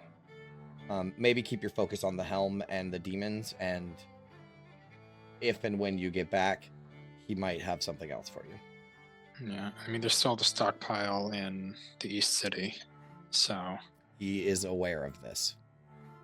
maybe once we get the helm, that'll help us against undead. The Grand Cemetery is on this side of the Reach, correct? Correct. Southwest. Here, I can pull you over the map. Yeah. Ophelia, before we go to bed, make sure to go back to that pile of burning chairs and get those silver javelins back. About to say that might be my nighttime activity. Burning my hands off, getting the javelins back. Okay. Might want to do it before you long rest so you don't lose any hit Somebody points. has Mage Hand here. Oh, yeah, I can. Oh, you have mage Get them hand? for you. All right, yeah. That we can hand. No, We can hand. make her get it back herself. She's not going to learn if you... Major She's fan, I was resistant to sleeping fire in it. damage. Yeah. All right. There's like odd overlap with August and Vin. Like, she has Mage Hand too now, and she also has like a little bit of healing. But you're the one, like, or no, we got a warlock too, but like arcane, like wizardy spellcaster, and that's my subclass. Yeah. Right, we make up for not having a wizard by having wizard-like characters. Exactly. Our powers combined. Yeah. So we make one wizard. So is there anything else you want to talk to the Grand Duke or I guess he's not even the Grand Duke really, but he is the Grand Duke or the High Overseer? Assuming they'll show us to, like, rooms or wherever we can stay. There is Free for all. it is a free for all. This room's kind of nice. Put a couple of these chairs lined up together. Sure, you can stay in here. He doesn't mind. But the food and stuff. That is the catacomb like main chamber where all those 100 people are, and that's like is protected by Flaming Fist and stuff like that. Like, it's been barricaded and shit, so that if devils do make their way down, you would be. I mean, you can stay there. They don't care. Okay. I think he's hinting. No, nothing. I'm not saying nothing. More combat, the better, baby. I know, Let's that's right. fucking. Set an alarm, give us 30 seconds warning. 30 seconds is a long time in combat. What, 5 rounds? Can we discern night and day down here? There When is we none. Can we like figure out like when to sleep, like when it's Yes. appropriate? Is it weird? Yes, you're gonna like be like, I'm tired now. My adventuring day is over. But like, if you guys ever get back, it's gonna be like 8 hours time difference where you guys are like where you've been sleeping during the Jet-lagged. day. Yeah, it's Yeah. like super jet lagged. Plane lagged. Okay, so nothing more for the marshal or the. Okay, so you guys are free to enter the main chamber, and it's gonna be like a couple of hours before nighttime. So I want to do like a bit of a series of vignettes, of sort of going over like what you guys are doing in the chamber of the survivors. So you guys make your way from your meeting with Ulder Ravengard, Faria Jinx sort of, following behind Creed Resolute, not as safely tucked under her chest. And you come into the room with all of these survivors. What would you guys be doing? What would you do before your rest? Is there anything you guys want to do in this chamber of survivors other than get the javelins? That's done. Top priority. We gotta get those javelins. Is Hamilton and Roland in here as well, or? Yes. But they will soon be repositioned to defend the top. Okay. Up until that point, London would try and spend every minute with Hamilton that he can. Okay. I don't know if there is. It's probably not like a training barracks area, No. but if there's some sort There of is like 2 or 3 flaming fists and Hell Riders trying to keep sharp. Oh no, they're training regular people. Sweet, yeah. If they have some semblance of targets or whatever. Sure. London would ask Hamilton for just to check his stance and ask for tips, and also he's like smacking your foot with his bow, trying to get you to move your foot back some and shit like that. Yeah. Okay. Kind of taking our mind off of all this shit and just spending time with Hamilton and training. Absolutely. What about everybody else? How do you guys? If she wants any help, I'll get with Fairy and Jinx and maybe start discussing a plan about. Sure. How do we approach the people? She is. You will note in talking to her. Make an insight check. Insight. That is Wow. a 21. Okay, so you get a couple things. One, talking to her, she is not this super devout companion worshiper. She really, honestly, could have pivoted to a wizard at one point. You know what I mean? She just really likes exorcisms and possessions. She's super into that. She is just literally the only surviving acolyte of the Order of the Companion left. And that's why she's the High Overseer. It kept going down the line until literally everyone was slaughtered except for her. So she's not, but she also has extreme anxiety. She is a book nerd. But with a 21, you will note that every so often during your conversation, her eyes linger away from you, and they look over at London. As London's taking his stance, her gaze sort of wanders over to London. Just so you know. But yeah, you can talk to her for a little while. Why don't you make a persuasion check just to see how that goes? Persuasion. All right. Come on. She thumbs the dagger 16? in her waistband. Yeah, she's not doing so. She doesn't. She's pretty receptive. Actually, while you're talking to her, a small child, a little boy. He might be 6. He has a little torn up stuffed teddy bear under his arm, and he pulls on your cape, Ophelia. She'll kind of bend down, doing her best to try and get on his level, but she's way too big to You're right. actually get that low. I'm Peter. Well, hello, Peter. Who are you? I am Flaming Fist, 2nd rank Ophelia. One of the good guys here. Are you here to make the bad things go away? Indeed we are. A stressed mother with a baby under her arm will come and See, I'm so sorry for him bothering you. No worries at all. We've only just arrived. We can see the situation is quite stressful. It must have been hard here, having to depend on each other so much. But we can see your perseverance has paid off. Thank you for what you've done for the city. Thank you for having hope in us. She picks up the little boy and he waves at you. Yeah. It's back. Cool. What about everybody else? Who's next? Okay, I have a question. Sure. Has Vin noticed like any plants growing this entire time we've been in the city? So not in the city, but why don't you make me a investigation or perception check?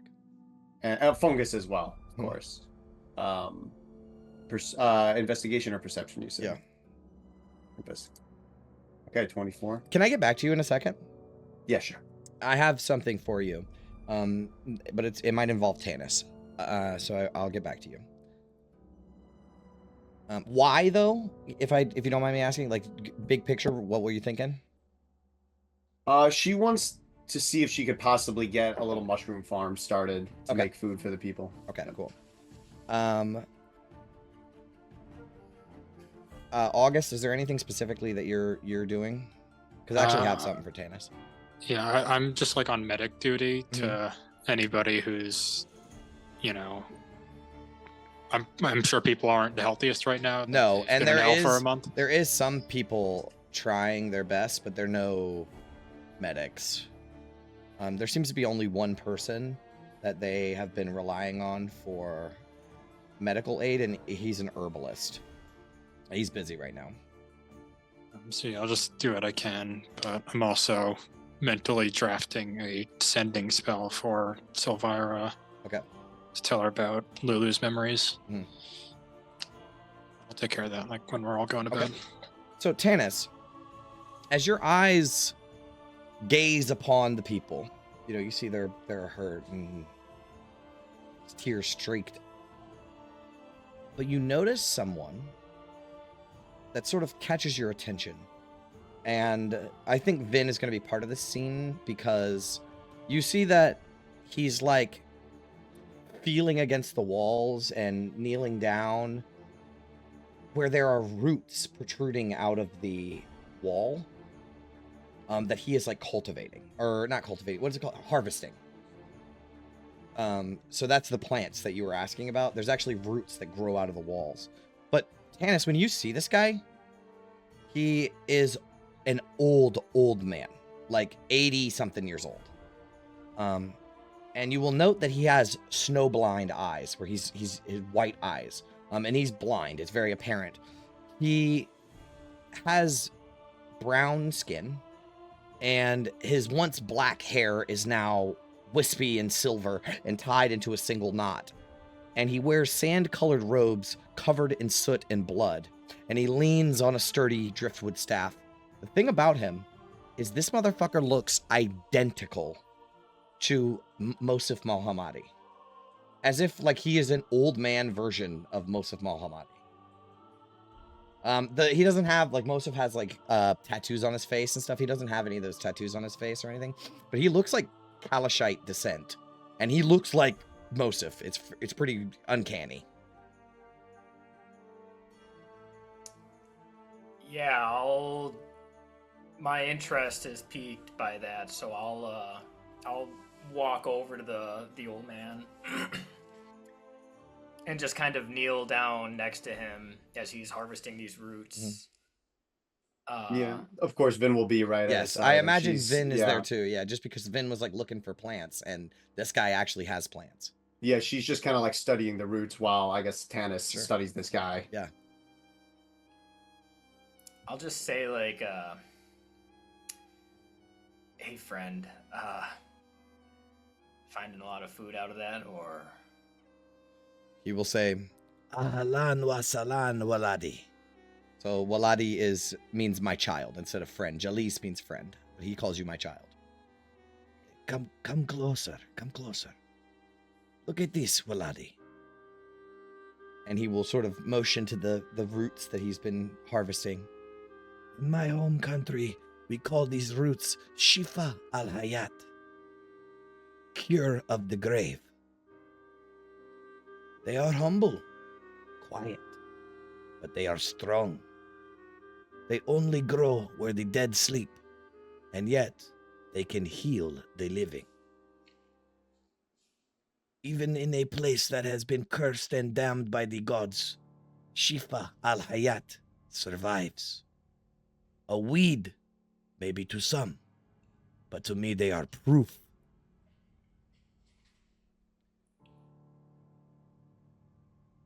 I mean, a weed is just a plant that isn't wanted, so anything can be a flower if you look at it like that.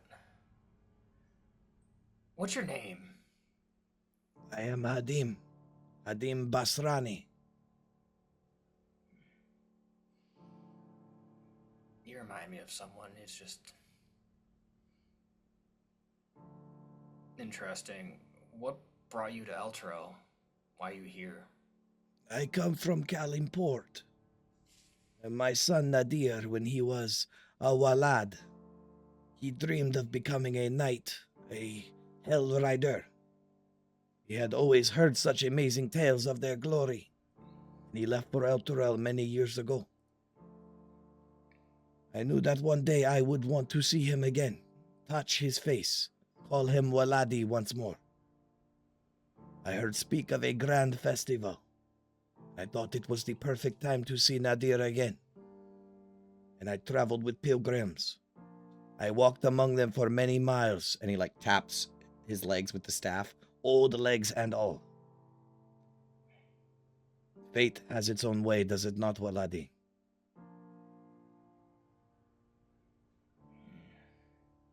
If you believe in it, hard enough, I suppose it does.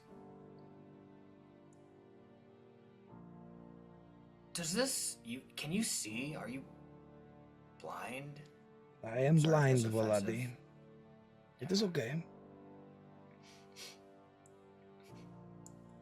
If you were to, I don't know, can I take my Kopesh out and try to hand it to him and be like, do you recognize this? He feels it and feels the pommel. This is a Kopesh. Galashite steel. I can feel. Where did you get such a blade? It was a gift from a friend. It is a great gift.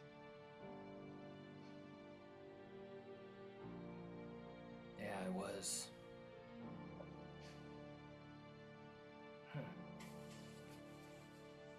It's just you look so familiar to him. I just didn't know if you were related or not. But this was his family's sword before he gave it to me. What was this man's name? Mosif Malamadi. I cannot say I recognize the name.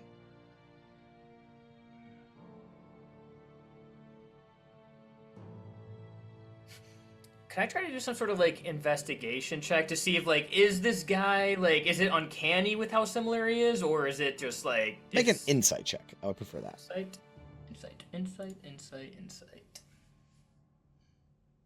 I'm better at those anyways. 10. It's hard to say. I'm gonna use an inspiration. Okay.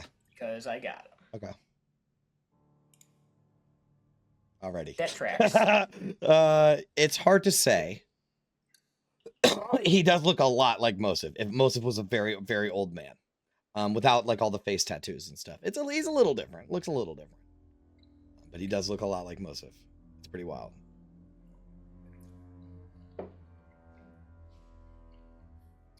We're not staying long, but if you,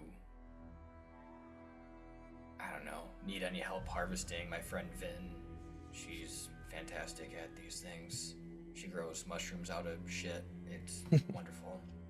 I could use the assistance.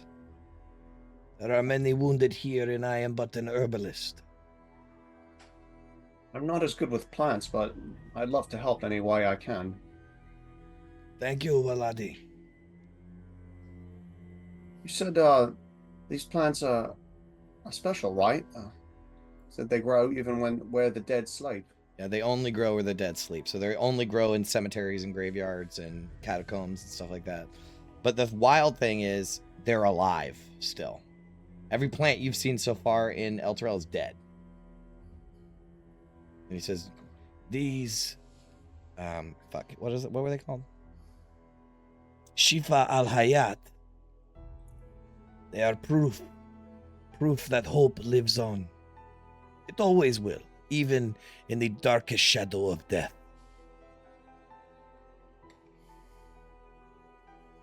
I mean, mushrooms grow among the dead too. It's a bit of a stretch, but I can try. And she'll help him at first with the Sure. roots, and then maybe after a little while she'll try to Sure. I mean, it's already dark here, so she'll just try to get like a slight bit of warmth and moisture to get Sure. the mushrooms going. You can do that, no problem. Get it working, no problem. Is there anything that else you wanted to mention to the Hadim, Tanis? It's pretty weird, isn't it? I mean, it's just like, do I go around telling every Kalimshite guy that I find that, like, I'm Jin Saeed? At what point it's just bragging? Right. I'll leave it for now, but maybe Okay. on the next go around when we come back with the helm. Sure. As you turn away, he will grab your arm, and he will say, "Layakon mashrakan bin najumi waladi. May your path be lined with stars."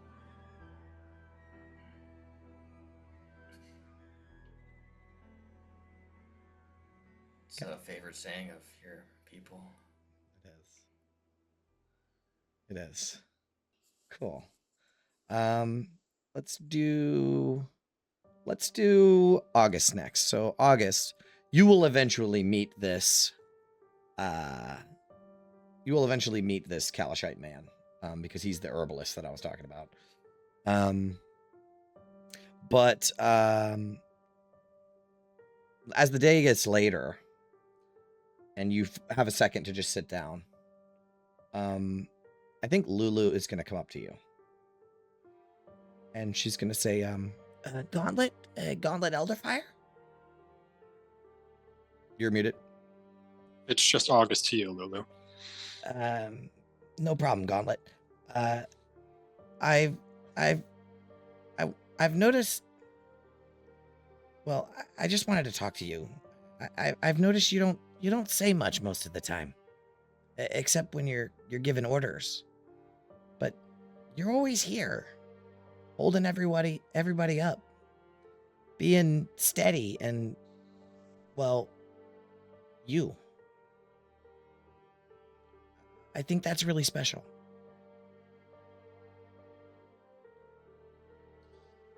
I appreciate that.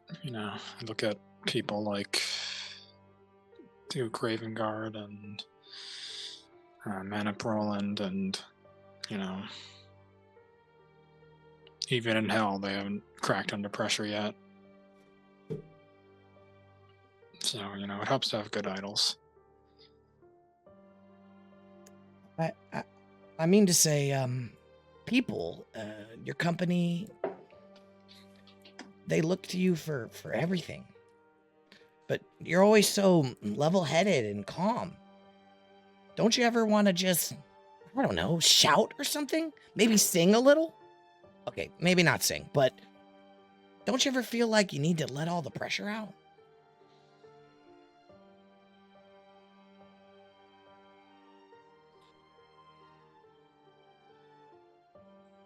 I mean, I'm not sure how you mean it, but yeah, I mean, I won't lie, it's a lot. But I mean, what else are you gonna do? You just keep pushing forward. You're right.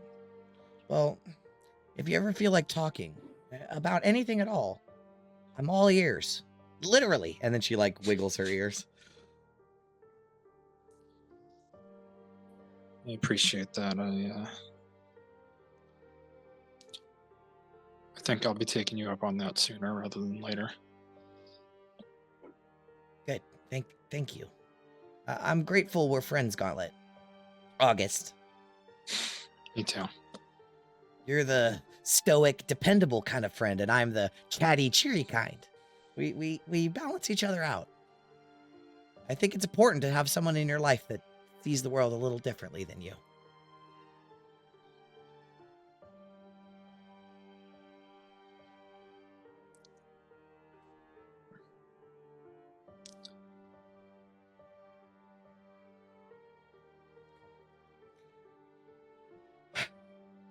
Let's do. No, I have a long one, so let's do one more, and then we'll take a break, and then we'll do one more after that. So, London, you're training your guys. You know, you're helping everybody out, and gets a little bit later, like around the same time that August is having his chat with Lulu. You finally take a seat, and you know Hamilton throws a bowl of soup at you. You know, and is like, rest up. And you will see Faria Jinx sort of awkwardly like looking around like she's not meaning to approach you, and then sort of walk up to you. So hi, your fist rose. I mean, sorry to bother you. I couldn't help but notice. Is that a dragon? Not quite a drake. Django's his name. Does it have a name? A name? Yeah, Django. Django will come out from behind you and like curl around her legs, and she'll lean down and pet him. It's it's adorable. I mean, not like in a cute way. I'm sure it's, you know, fierce. Surprised to hear that. You're actually the first one that's come to that conclusion. Usually it's all doom and gloom with the unfamiliar. Well, he's not hurting anybody. To the contrary, he's saved our bacon more than a handful of times. Of course, yeah. He's yeah. He looks very fierce. Oh, I'm afraid, you know. Suppose he can when he needs to be.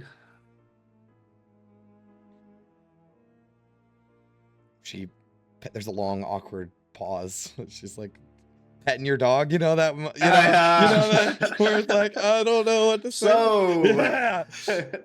And then as she's playing with Django a little bit, like Django's loving the attention because he doesn't get it like that, you know what I mean, from others. Yeah. Oh, for sure. So she'll say, how do you do it? I mean, fight back. Stay calm in the middle of, you know, all of this. Perhaps I look calm on the surface, but it's just waters of rage and fear and everything else beyond that. Django and I were on our own from a very young age, so perhaps I'm just used to being restitute. I don't know. Honestly, every time the ground shudders or dust falls, my brain just... I mean, it's hard to think, let alone stay calm and fight back. Many a nights outside of Vidal Glen, the thunder and lightning was raining down. I was terrified, but at least I had Django here. Perhaps that's why he's taken to the lightning kind. We channeled it into the fear into something we could use and take some semblance of solace in. I mean, obviously, you've been through much more than I have. I'm just a little acolyte. You've probably faced 1,000 things worse than this, so I guess I shouldn't be surprised. Just a little acolyte. You're far too modest. At the helm of this whole... Everyone here is looking to you for direction. Blush. Blush. Well, thanks. I just think it's impressive. Really, really impressive. Not just because of your strength or anything, but because you seem to really care. Not that I'm saying you're not strong or anything. You're very strong. I can tell. I mean, she trails off. Hand on the back of the neck, blush, blush, blush from London. They're both just like not looking at each other. I admire it. Oh geez, I didn't mean to take up any of your time. I'm sure you're busy. I should probably be praying or something. Sorry, I'll go over here. It's a welcome company. Gives me a break from these oafs who I'm with all the time. I'm gonna go. I'll talk to you. All right. And she like turns around. Okay. and then London will accidentally walk the same direction as her as he tries to leave too. Oh, that makes it even worse. Oh God. I'll go this way. Oh, okay. All right. And that is the scene that we fade out on as we start a break. I know most of you already took a break, but we'll make it a quick one. All right, see you guys in a little bit. Oh my Lord, take this soul, lay me at the bottom of the river. The devil has come to carry me home, lay me at the bottom of the river.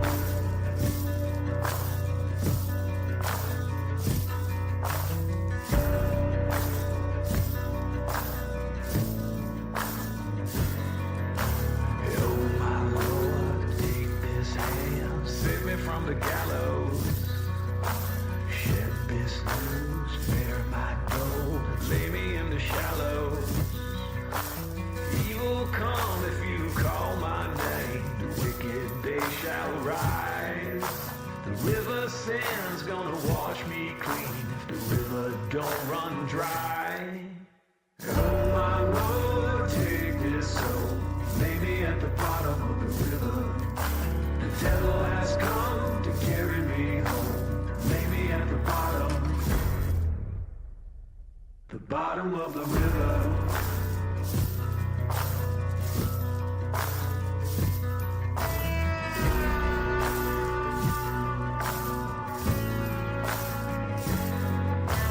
Oh my Lord, hear my woe, there's blood upon the valley. Take this sword, the ill I've done, deliver me from worry. The devil's hand's gonna strike me down, cut me to my grave. The river song's gonna pull me through, the river she can save. Oh my Lord, take this soul, lay me at the bottom of the river. The devil has come to carry me home, lay me at the bottom of the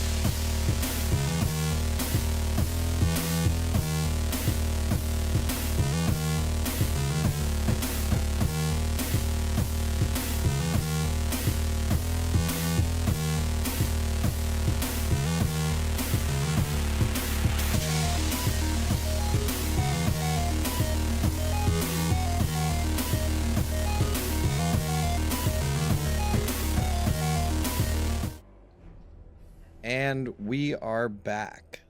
So.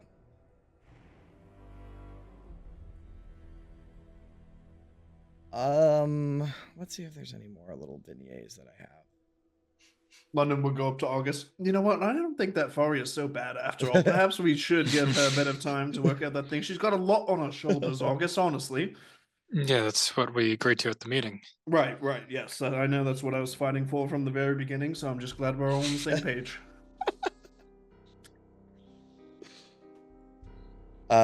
Yeah.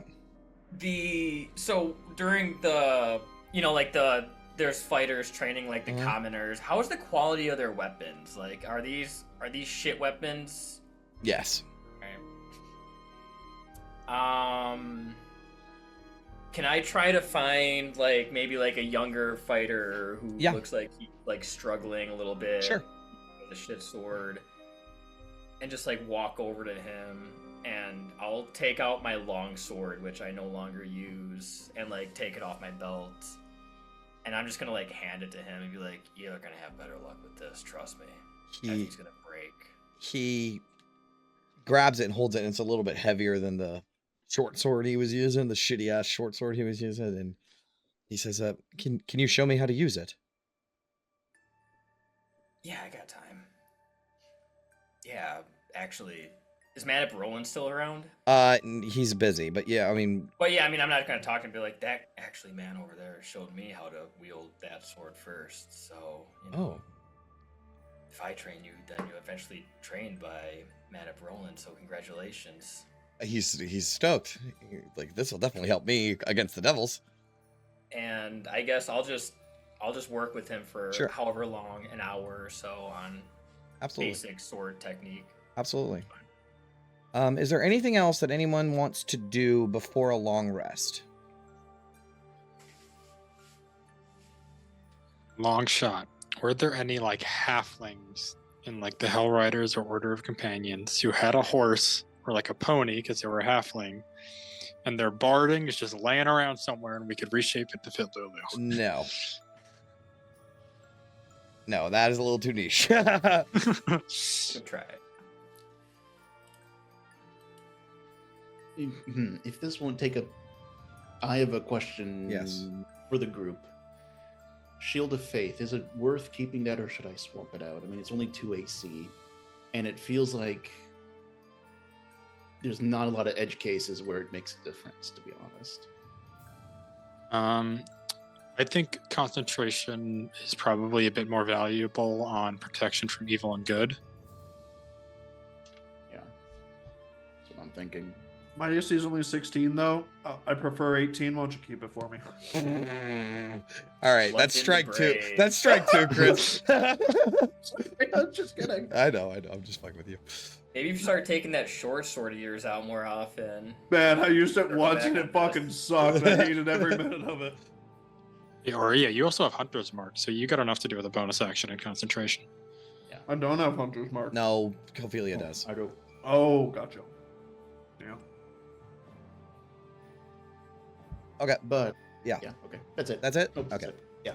All right. So we're getting a long rest. I'm not going to skip ahead, so you guys time to think if you want to do something else. But I wanted to have a scene where everybody, the catacombs are shutting down for the night, basically. Some of the lights are dimmed. People are getting rest. The kids are going down, but they're still crying babies and stuff like that. And then, as you're laying down, tuck the shield in, the shield of the Hidden Lord in, and you hear a voice in your mind. And the voice that you hear is not one of angelic grandeur. It is deep. And it will say, "There is something I must confess, my child."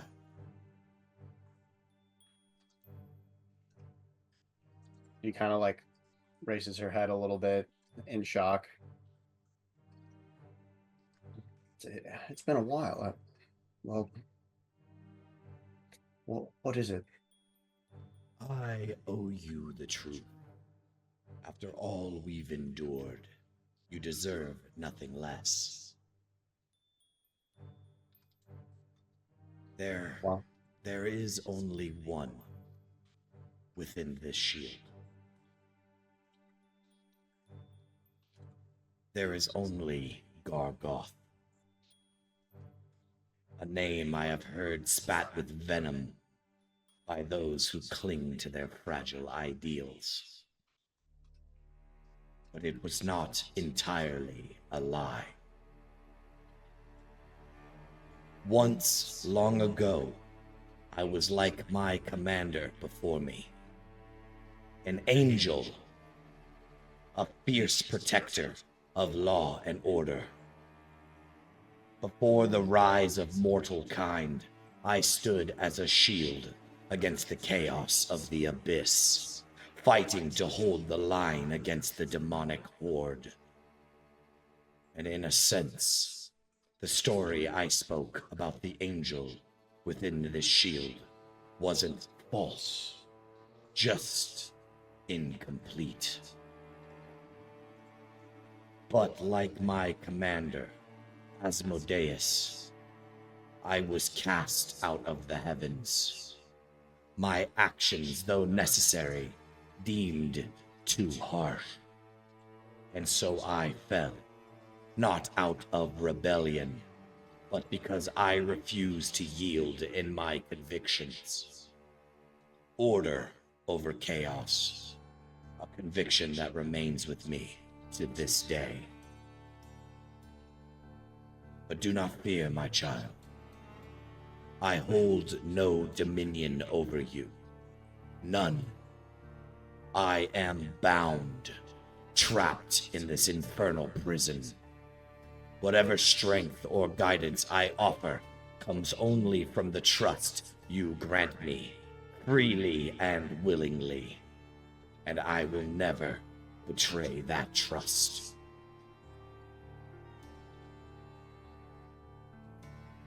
I had a feeling you weren't revealing the truth, and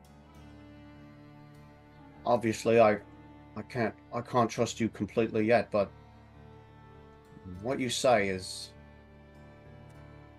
believable, and you haven't offered me any of these infernal pacts, so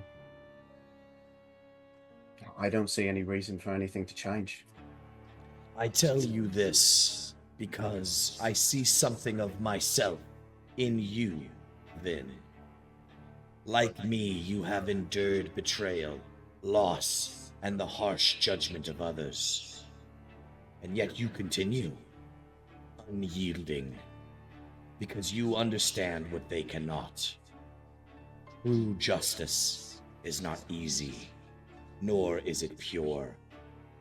It is forged in fire, as you and I are.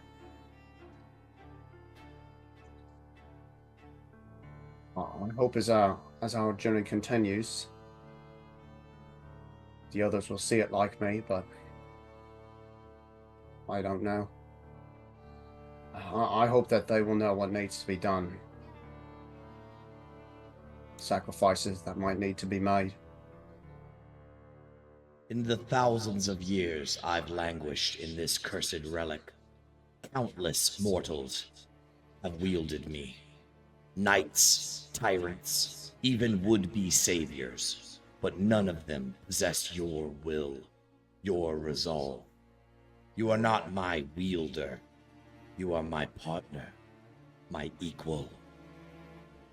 You were the first that I truly believe in, and it is together that we will get you justice for your loss. Fill that void in your heart. Her gauntlet clenches into a fist. She kind of like silently acquiesces and agrees, but then she ponders for a moment and asks, While I have you here in this moment, tell me, what do you know of Zoriel?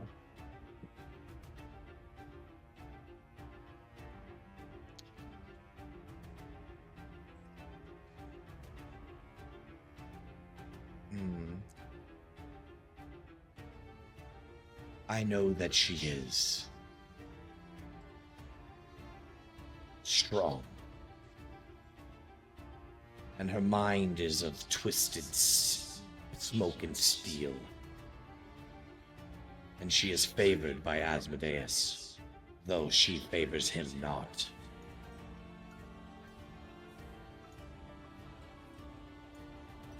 Maybe we can use that against her. The task before us, the salvation of Elturel, is no small feat, but I may be able to help. You've been told that the contract must be whole to sever the city's chains. That is the only way. But there are other paths. Do tell. The chains binding Elturel, pulling it to Avernus, can be broken. If sundered, the city would rise again. Of course, such a feat would take immense power and strength. The strength only a very, very powerful devil may possess. But then there is the companion, the solar incendiator. To destroy it, it would unbind the pact entirely. But a task like that requires knowledge, precision, perhaps even someone who understands the workings of Avernus itself. Someone like me. If I were only free, my child, if I were unbound, I could guide you through it. I could break the chains, destroy the companion. I could help you free this city, and together we could strike at the very heart of Zariel's plans. But alas, I remain as I am, restricted, my potential shackled.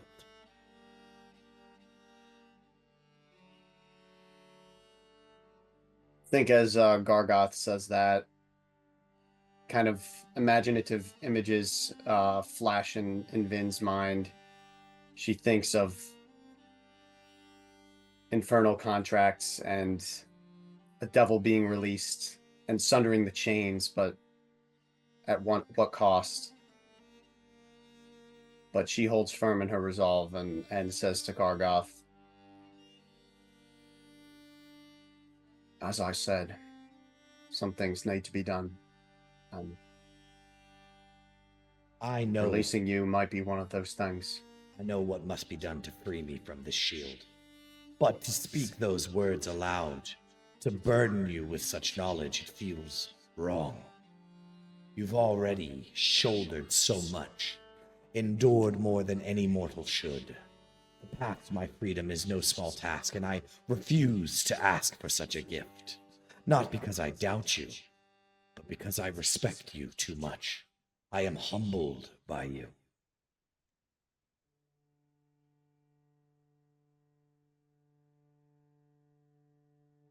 I very much would like not to be destroyed in the act of releasing you. Is there some other way? There is only one way to release me. But I would be remiss if I didn't admit, Vin, that if I were free, I could solve these problems with ease. Severing the chains of Elturel, simple. The companion's destruction, a mere flexing of my restored might. Even Zariel herself would tread carefully were I no longer confined to this prison. With my power fully unleashed, the obstacles before you would crumble to dust. The decision, of course, is yours. I trust your judgment, and I would never impose upon you. I simply offer what I know to be true.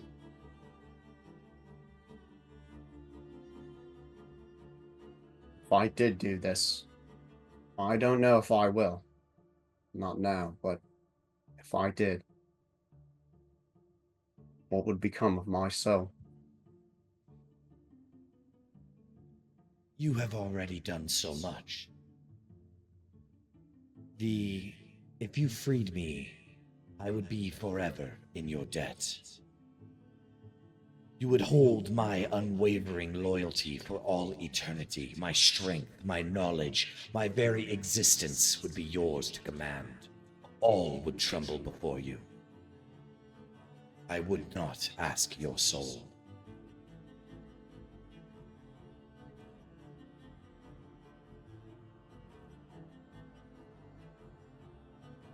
I will think on it, Gargoth.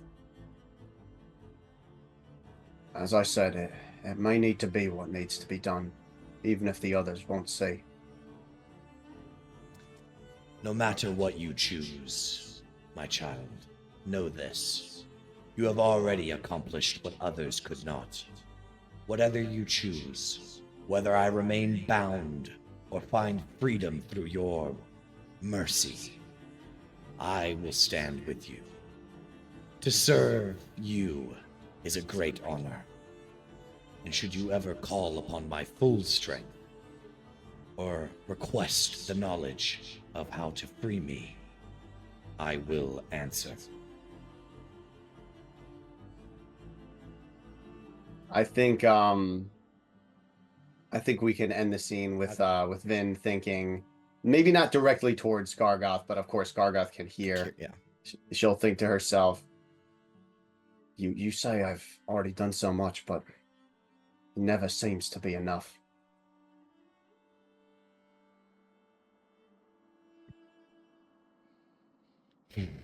We fade out on Vin and the shield. All right. Is there anything else anyone wanted to do before a long rest? Yeah, I just wanted to send Silvira. I wrote it down somewhere.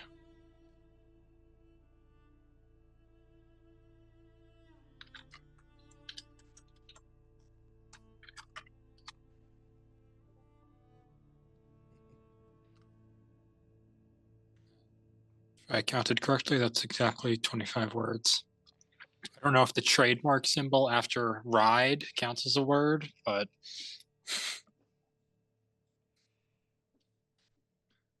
Lulu remembered that the Angel Zariel was at the ride. Any research into Celestial named Zariel would be appreciated. It's rough, but we're okay. Okay. She will send you a message. Wait, hold on. Yeah.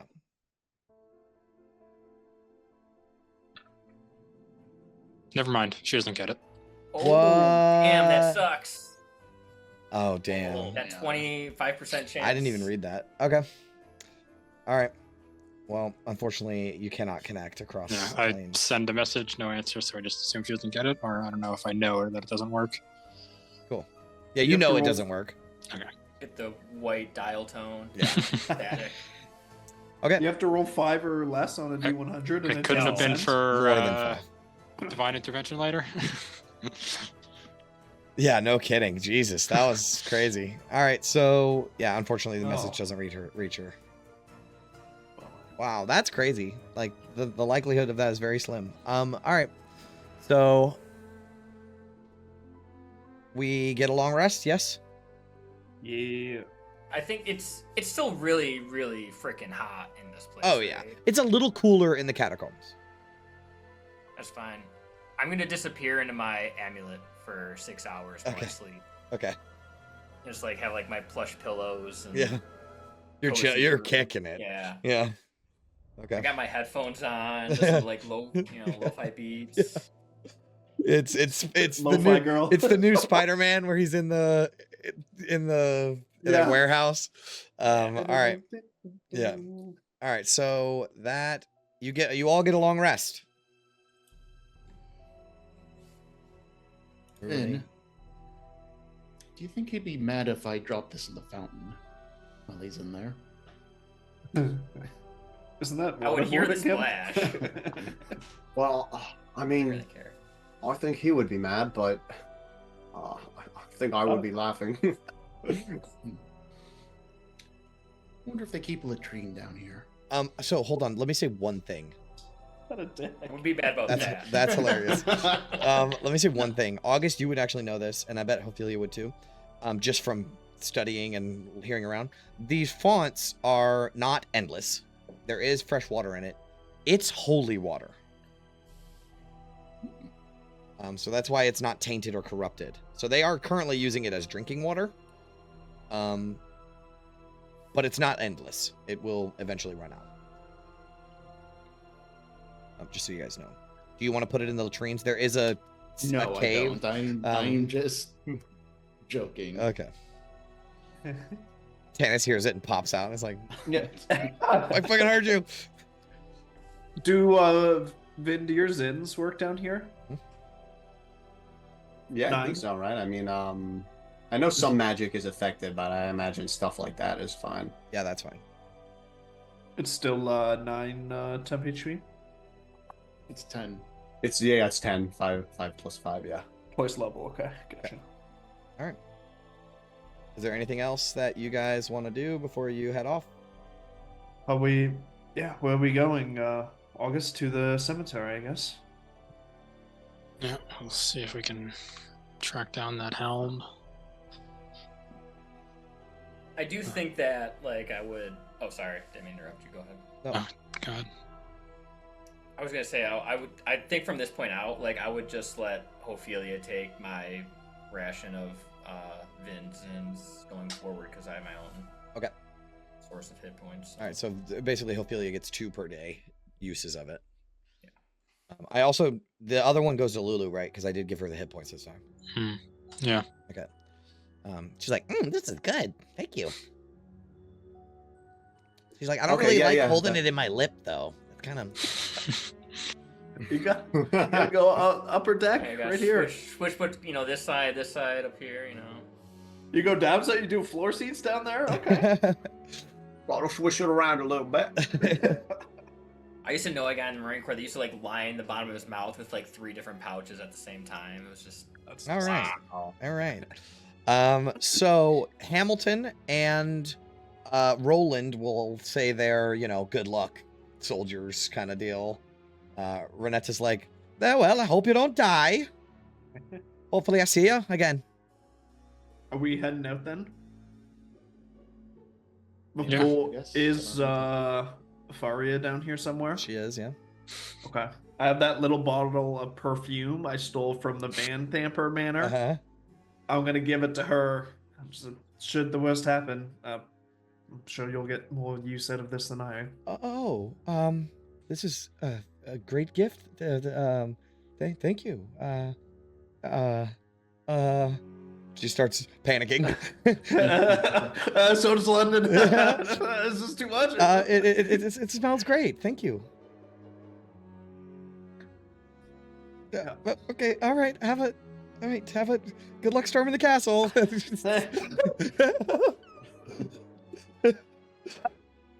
And you both like See ya. turn away from each other. Oh, perfect. All right. So, do you have inspiration? Nope. Take it. Sweet. All right. So, are we heading out?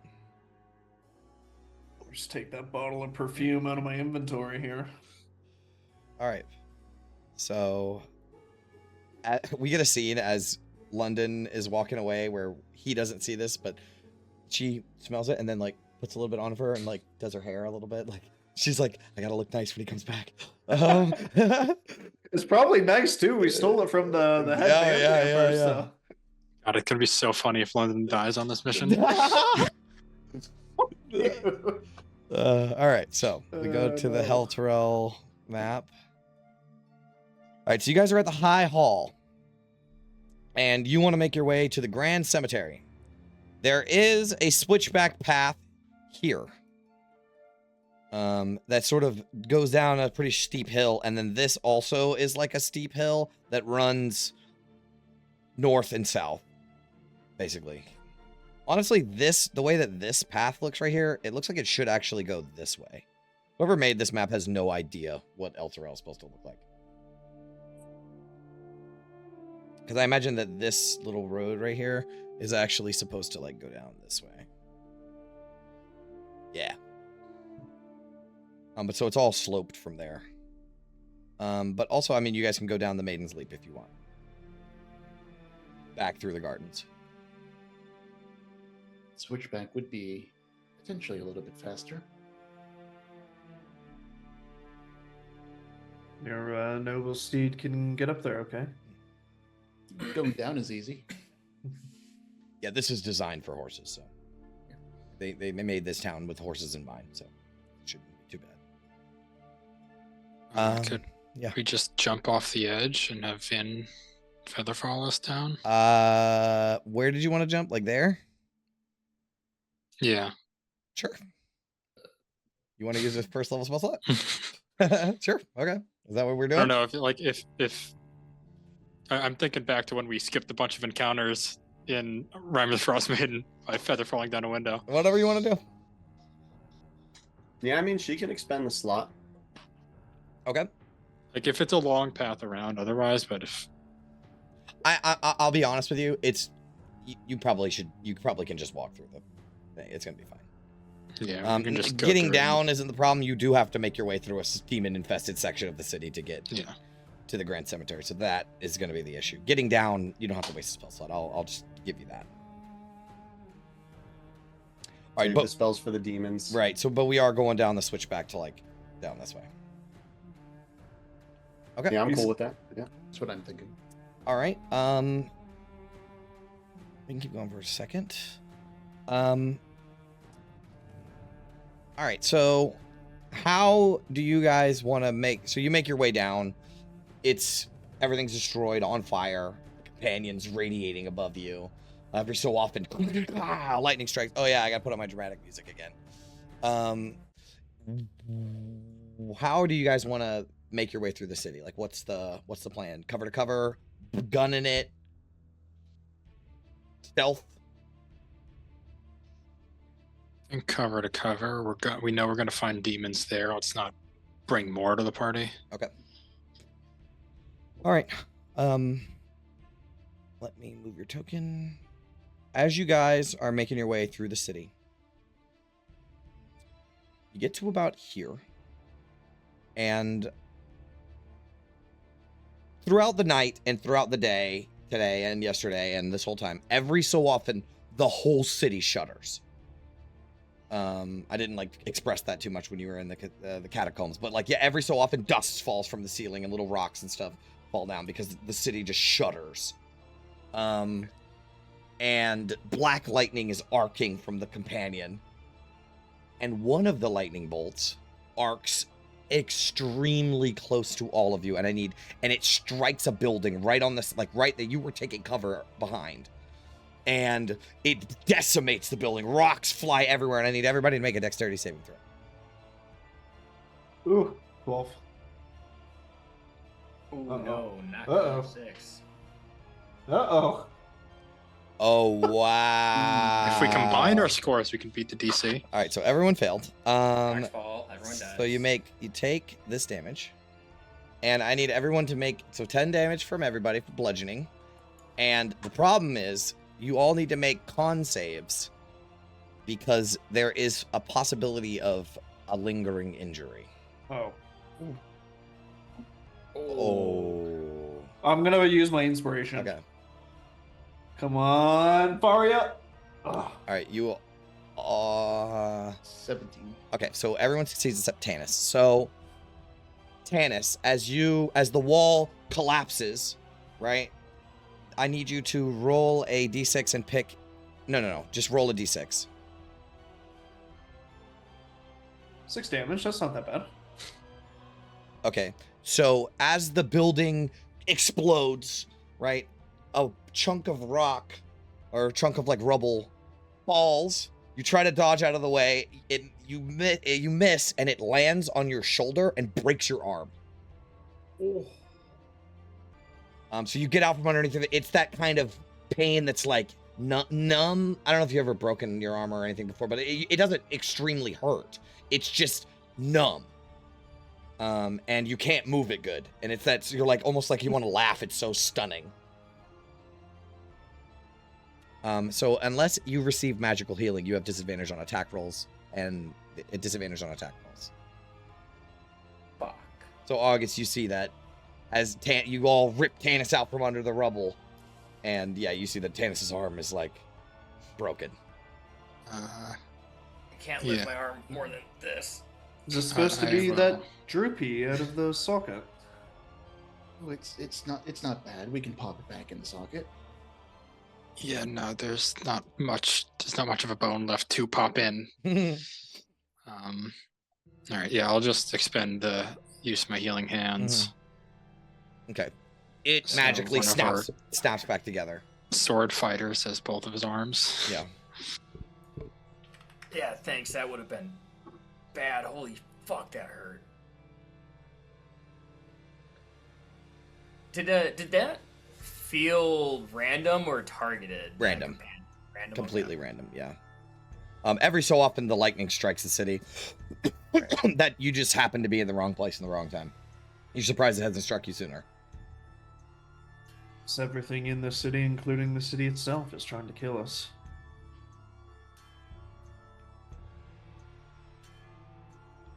Well, let's not make it easy. Let's keep moving. All right. You guys continue forward. And I need everybody to make a stealth check.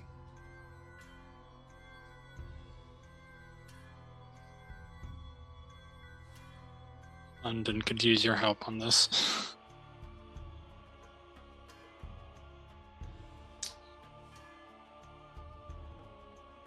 Boys!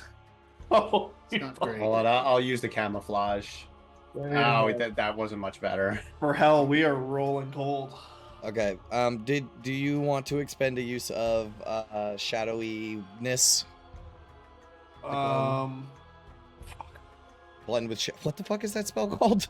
That's That's what what they that's would- That's what that's trace? raised. One with shadows. I don't know what the fuck it's called. Not particularly. Alrighty.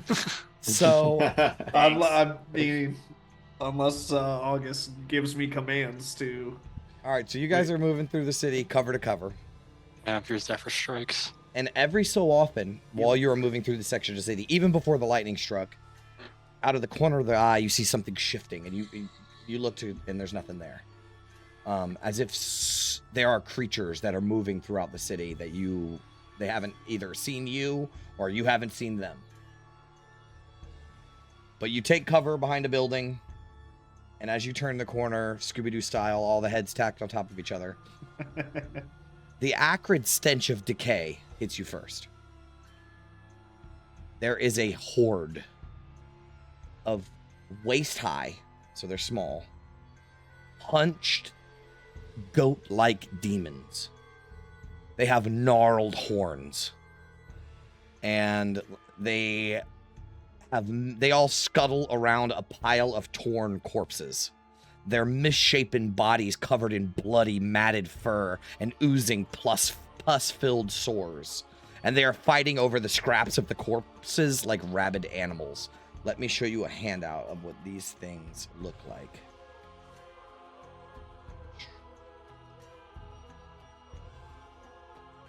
So no two demons look alike, so that's why there's like 3 different kinds. Ooh. Pretty sure that's just a Cannibal Corpse album cover. Like this exactly. So they're like little waist-high goat demons. With gnarled horns and bloody cysts that fester and pop. They have 3 eyes. And one of them will pause from eating on the pile of the corpse and sniff the air and look towards the group of you. So we have what? Let me get a. I think you got a pretty high combined score.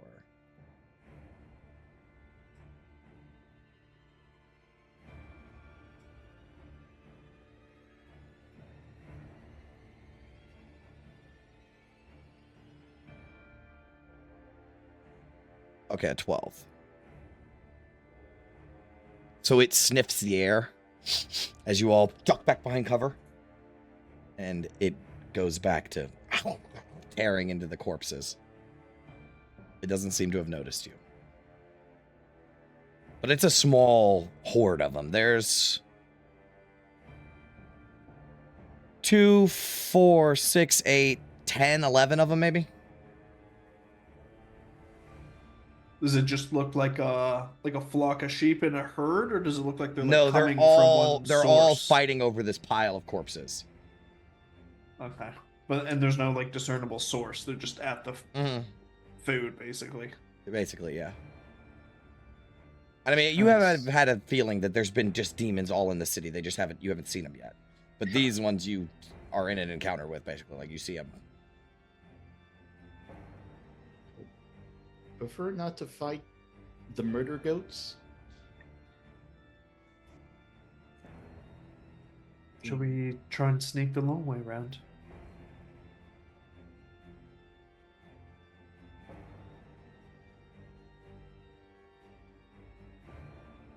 That or we fight through You're a muted, horde of muted. murder goats. Yeah, I think we avoid any unnecessary combats. Okay. All right. So if you guys are going to move, I need everyone to roll a stealth check again. Do you want me to help us with the shadows, August? Yeah, let's do that. Okay. I will burn a second level spell slot. Y'all get plus 10. That'll get you through the rest of the city too. Is 34 good? Does that help?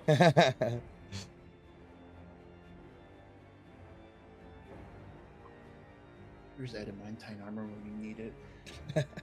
Well, thank God we did pass without a trace. Oh my God. All right, so you guys feel like you're pretty stealthy as you go cover to cover. Like one of the demons might have noticed you as you're like running away. You know, like August, you turn behind your back, and like one of them may have noticed you, but it had like a severed arm in its mouth, and one of the other demons tries to snatch it out of its mouth, so it goes back into that instead of chasing after you. So you guys make your way out of that. Yep. And you head towards the Grand Cemetery. So you guys make it to the Grand Cemetery, which is down here.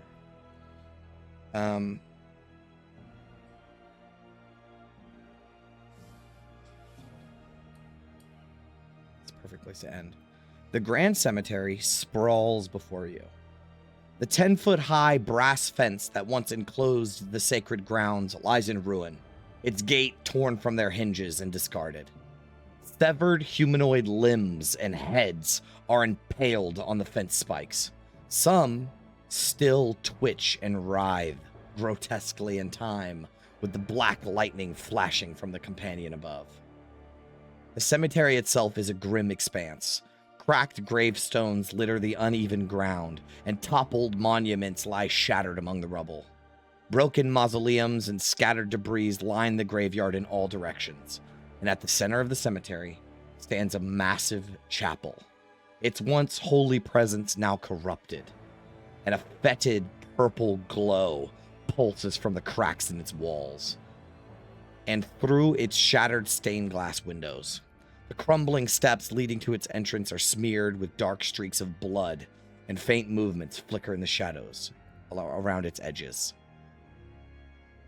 You guys want to head in? All right, it's a little difficult to get cover in here because it's just gravestones and maybe a mausoleum here and there. But as you walk through the desecrated cemetery, you notice some movement around you. And you can see dozens of figures shuffling aimlessly among the gravestones and crumbling mausoleums. Undead. Lots of them. Their decayed forms lurch and stagger, dragging broken limbs, other clad in tattered burial robes or rusted armor. And occasionally one stumbles into another, but they seem oblivious to your presence, wandering without purpose. Their grotesque forms barely held together by decay and dark magic.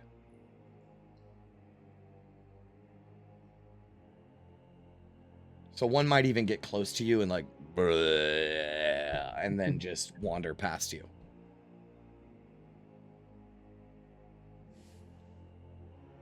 Grotesque as they are, we have more important things to do than put the dead to rest.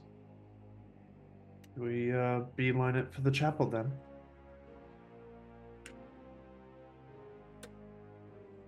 Great shot, and these things aren't going to give us trouble. Is this an effect of hell, or did something else raise these? I don't know. Something that we might find down there. It's a distinct possibility. I can tell you for sure it did not look like that the last time I was here.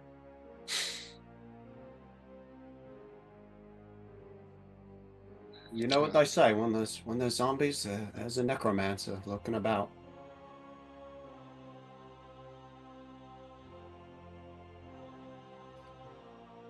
Alright. Keep moving. Everybody's ready then. The ruined chapel rises ahead, its once majestic facade now scarred by the chaos of Avernus.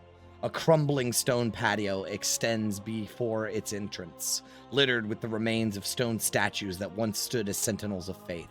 The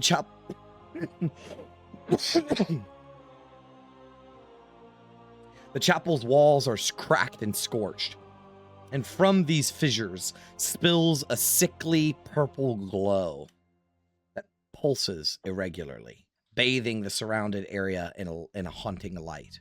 The stained glass windows are now jagged and broken, their shards spread everywhere. Behind the chapel is a small, dilapidated domicile. Its roof sags and its windows are dark, giving no sign of life. But as you draw closer, a faint but unmistakable stench rises in the air, a mix of rot, sulfur, and decay. It seems to seep from the cracks and shattered windows of the building. And you can hear the faint sounds of combat coming from inside, bestial screams and magical blasts.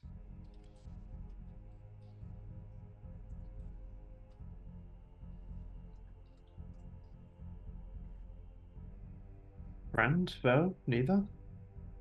Might have to scout ahead to see. Try and get a peek before we hop in there. Based on the factions in this area, I'm willing to bet they're both foes of ours.